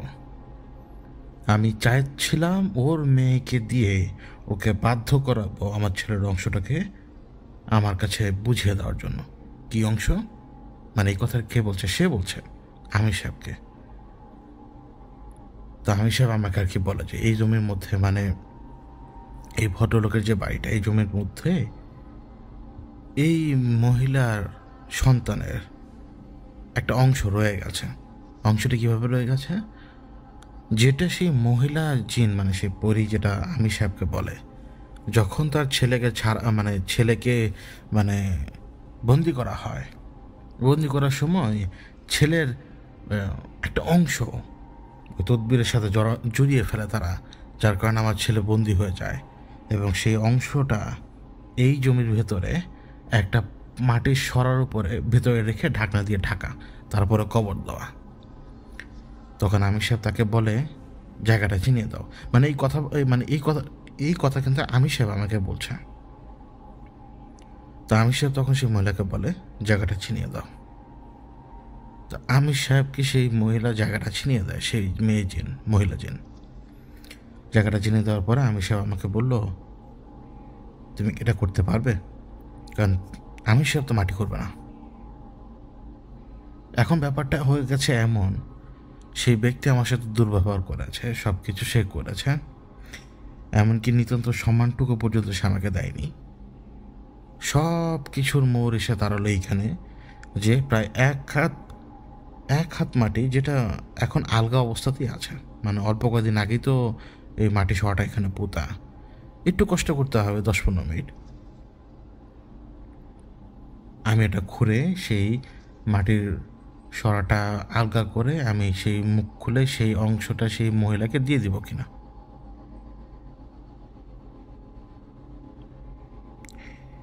তা আমি রাজি হই এবং অনেক ঝুঁকি ঝামেলা পার করে নিজের জুতো খুলে, এমনকি মানে ব্যাগের ভেতরে বোতল ছিল, সেই বোতলে একটু পানির বোতল, সেটাকে একটু বাঁকাতেরা করে অনেক কসরত করে অনেক সময় লাগিয়ে পরে সে মাটির পাত্রটা পাই। মাটির পাত্র তোলা লাগেনি, ঢাকনার লাগ পাওয়া মাত্রই ঢাকনায় টান দিয়ে তুলে ফেলি, ভেঙে ফেলি এক রকমের। এবং ভেতরে আমি পাই হচ্ছে চুলের সাথে, মানে মেয়ের চুল সম্ভবত একটু ছিল, 2-3টা চুল যেটা পাওয়া যায় আর কি। মানে সেই ভদ্রলোকের যেই জায়গা থেকে তার মেয়েকে ছাড়িয়ে এনেছিল সেই জায়গায় সেই রোগীর মাথার চুল, সেটা মেয়ে হতে পারে ছেলে হতে পারে আমি জানি না। এবং একটা দড়ি পেঁচানো, সেই দড়িটার মধ্যে তখনও সরিষার তেলের গন্ধ পাওয়া যায়। তো এটা আমি বুঝতে পারলাম যে এটা সেই উনি যে পন্থা অবলম্বন করছিলেন সেইটা। আমি সেটা উঠিয়ে আমি উঠানোর পরে আমি সে আমাকে বললো যে ছুঁড়ে মারো। আমি ছুঁড়ে মারলাম, ব্যাস এটুকুই ব্যাস। এরপর আমি সেখান থেকে চলে আসি এবং আবারও মেন রোডে উঠি এবং গাড়িতে উঠে অন্য জায়গায় চলে যাই এবং পরে সোজা নিজের বাসায় চলে আসি। আমি এরকম অনেক কাজ করেছি, মানে ওই শুরুর বয়সেও করেছি, যত সময় গিয়েছে তত করেছি আরও বেশি। কারণ আমার সবচেয়ে বড় সূত্র আমার নিজের বিবেক। আমার মাথায় কোনো কিছু ঢুকলে সেটা সহজে নামবেই না, ওটা সমাধান না করার আগ পর্যন্ত, বা ওটা পূরণ না হওয়ার আগ পর্যন্ত। এগুলো ক্রেডিট আমি নেই না।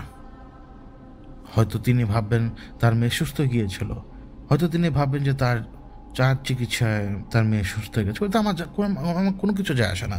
আমি তাকে দেখানোর জন্যও করি নাই, বা আমি এই মতো আপনাদেরকে বললাম, মানে এতে কোনো স্যাটিসফ্যাকশন আমি পাচ্ছি না। আমি যাই করি আমি আমার রবের জন্য করি। সেটা আপনার সাথে যদি আমি দুর্ব্যবহারও করি, সেটার খেসাও তো আমাকে দিতে হবে। আর আমি যদি ভালো কাজ করি, সেটার ফল আমি পাবো। এটা হচ্ছে আমার বিশ্বাস। তো এরকম অনেক কাজে ক্রেডিট চাইলেই নেওয়া যায়। ক্রেডিট নিয়ে লাভ কি? যদি করি, আল্লাহর জন্য যদি কোনো কিছু করি, তাহলে সেটা ক্রেডিট নেওয়া অনুচিত, কারণ সেটা আল্লাহই ভালো জানেন। তিনি প্রতিদান দিবেন, তিনি যে প্রতিদান দিবেন দুনিয়া মানুষ সে প্রতিদান কখনোই দিতে পারবে না। আর তা হলো অন্তরের শান্তি। আমার কাছে এর মধ্যে কোটি কোটি টাকা আছে, কিন্তু শুধুমাত্র যদি আমি সিদ্ধ ডাল পানিতে গুলিয়ে সেটার সাথে ভাতের মানে মার অথবা ভাত চটকিয়ে যদি আমি সেই খাবারই খেতে হয় আমাকে, অথচ আমার কাছে হাজার কোটি কোটি টাকা আছে, তাহলে কী লাভ? এইটুকুই। আমার ফিলোসফি একটু আলাদা, আর আমি ট্রেডিশনাল পদ্ধতিতে কাজ করি না। আমরা মূলত ইনফেকশনের পেছনে ছুটি, এটাকে আমি ইনফেকশনই বলি। ইনফেকশনটাকে জাস্ট এলিমিনেট করার চেষ্টা করি আমরা। ওইটুকুই। আর সবসময় সফলতা আসে না, বিশেষ করে সবসময় সফলতা আসে না। এবং তারা যারা কাজ করে তারা মনে করে তারা সফল হয়, তারা আসলে সফল না। কেন বলছি? একদিন বলবো ইনশাল্লাহ। অনেকে দেখা গেল যে জিন হাজির করে জিন বন্দি করে ফেলে, আবার ২ দিন পরে রোগীর উপরে আরেক জিন এসে চলে আসে। মানে এটা কেন হয়? বলবো আরেকদিন। কারণ কোনো কাজেই শতভাগ সফল কেউ হতে পারে না, কক্ষনোই না।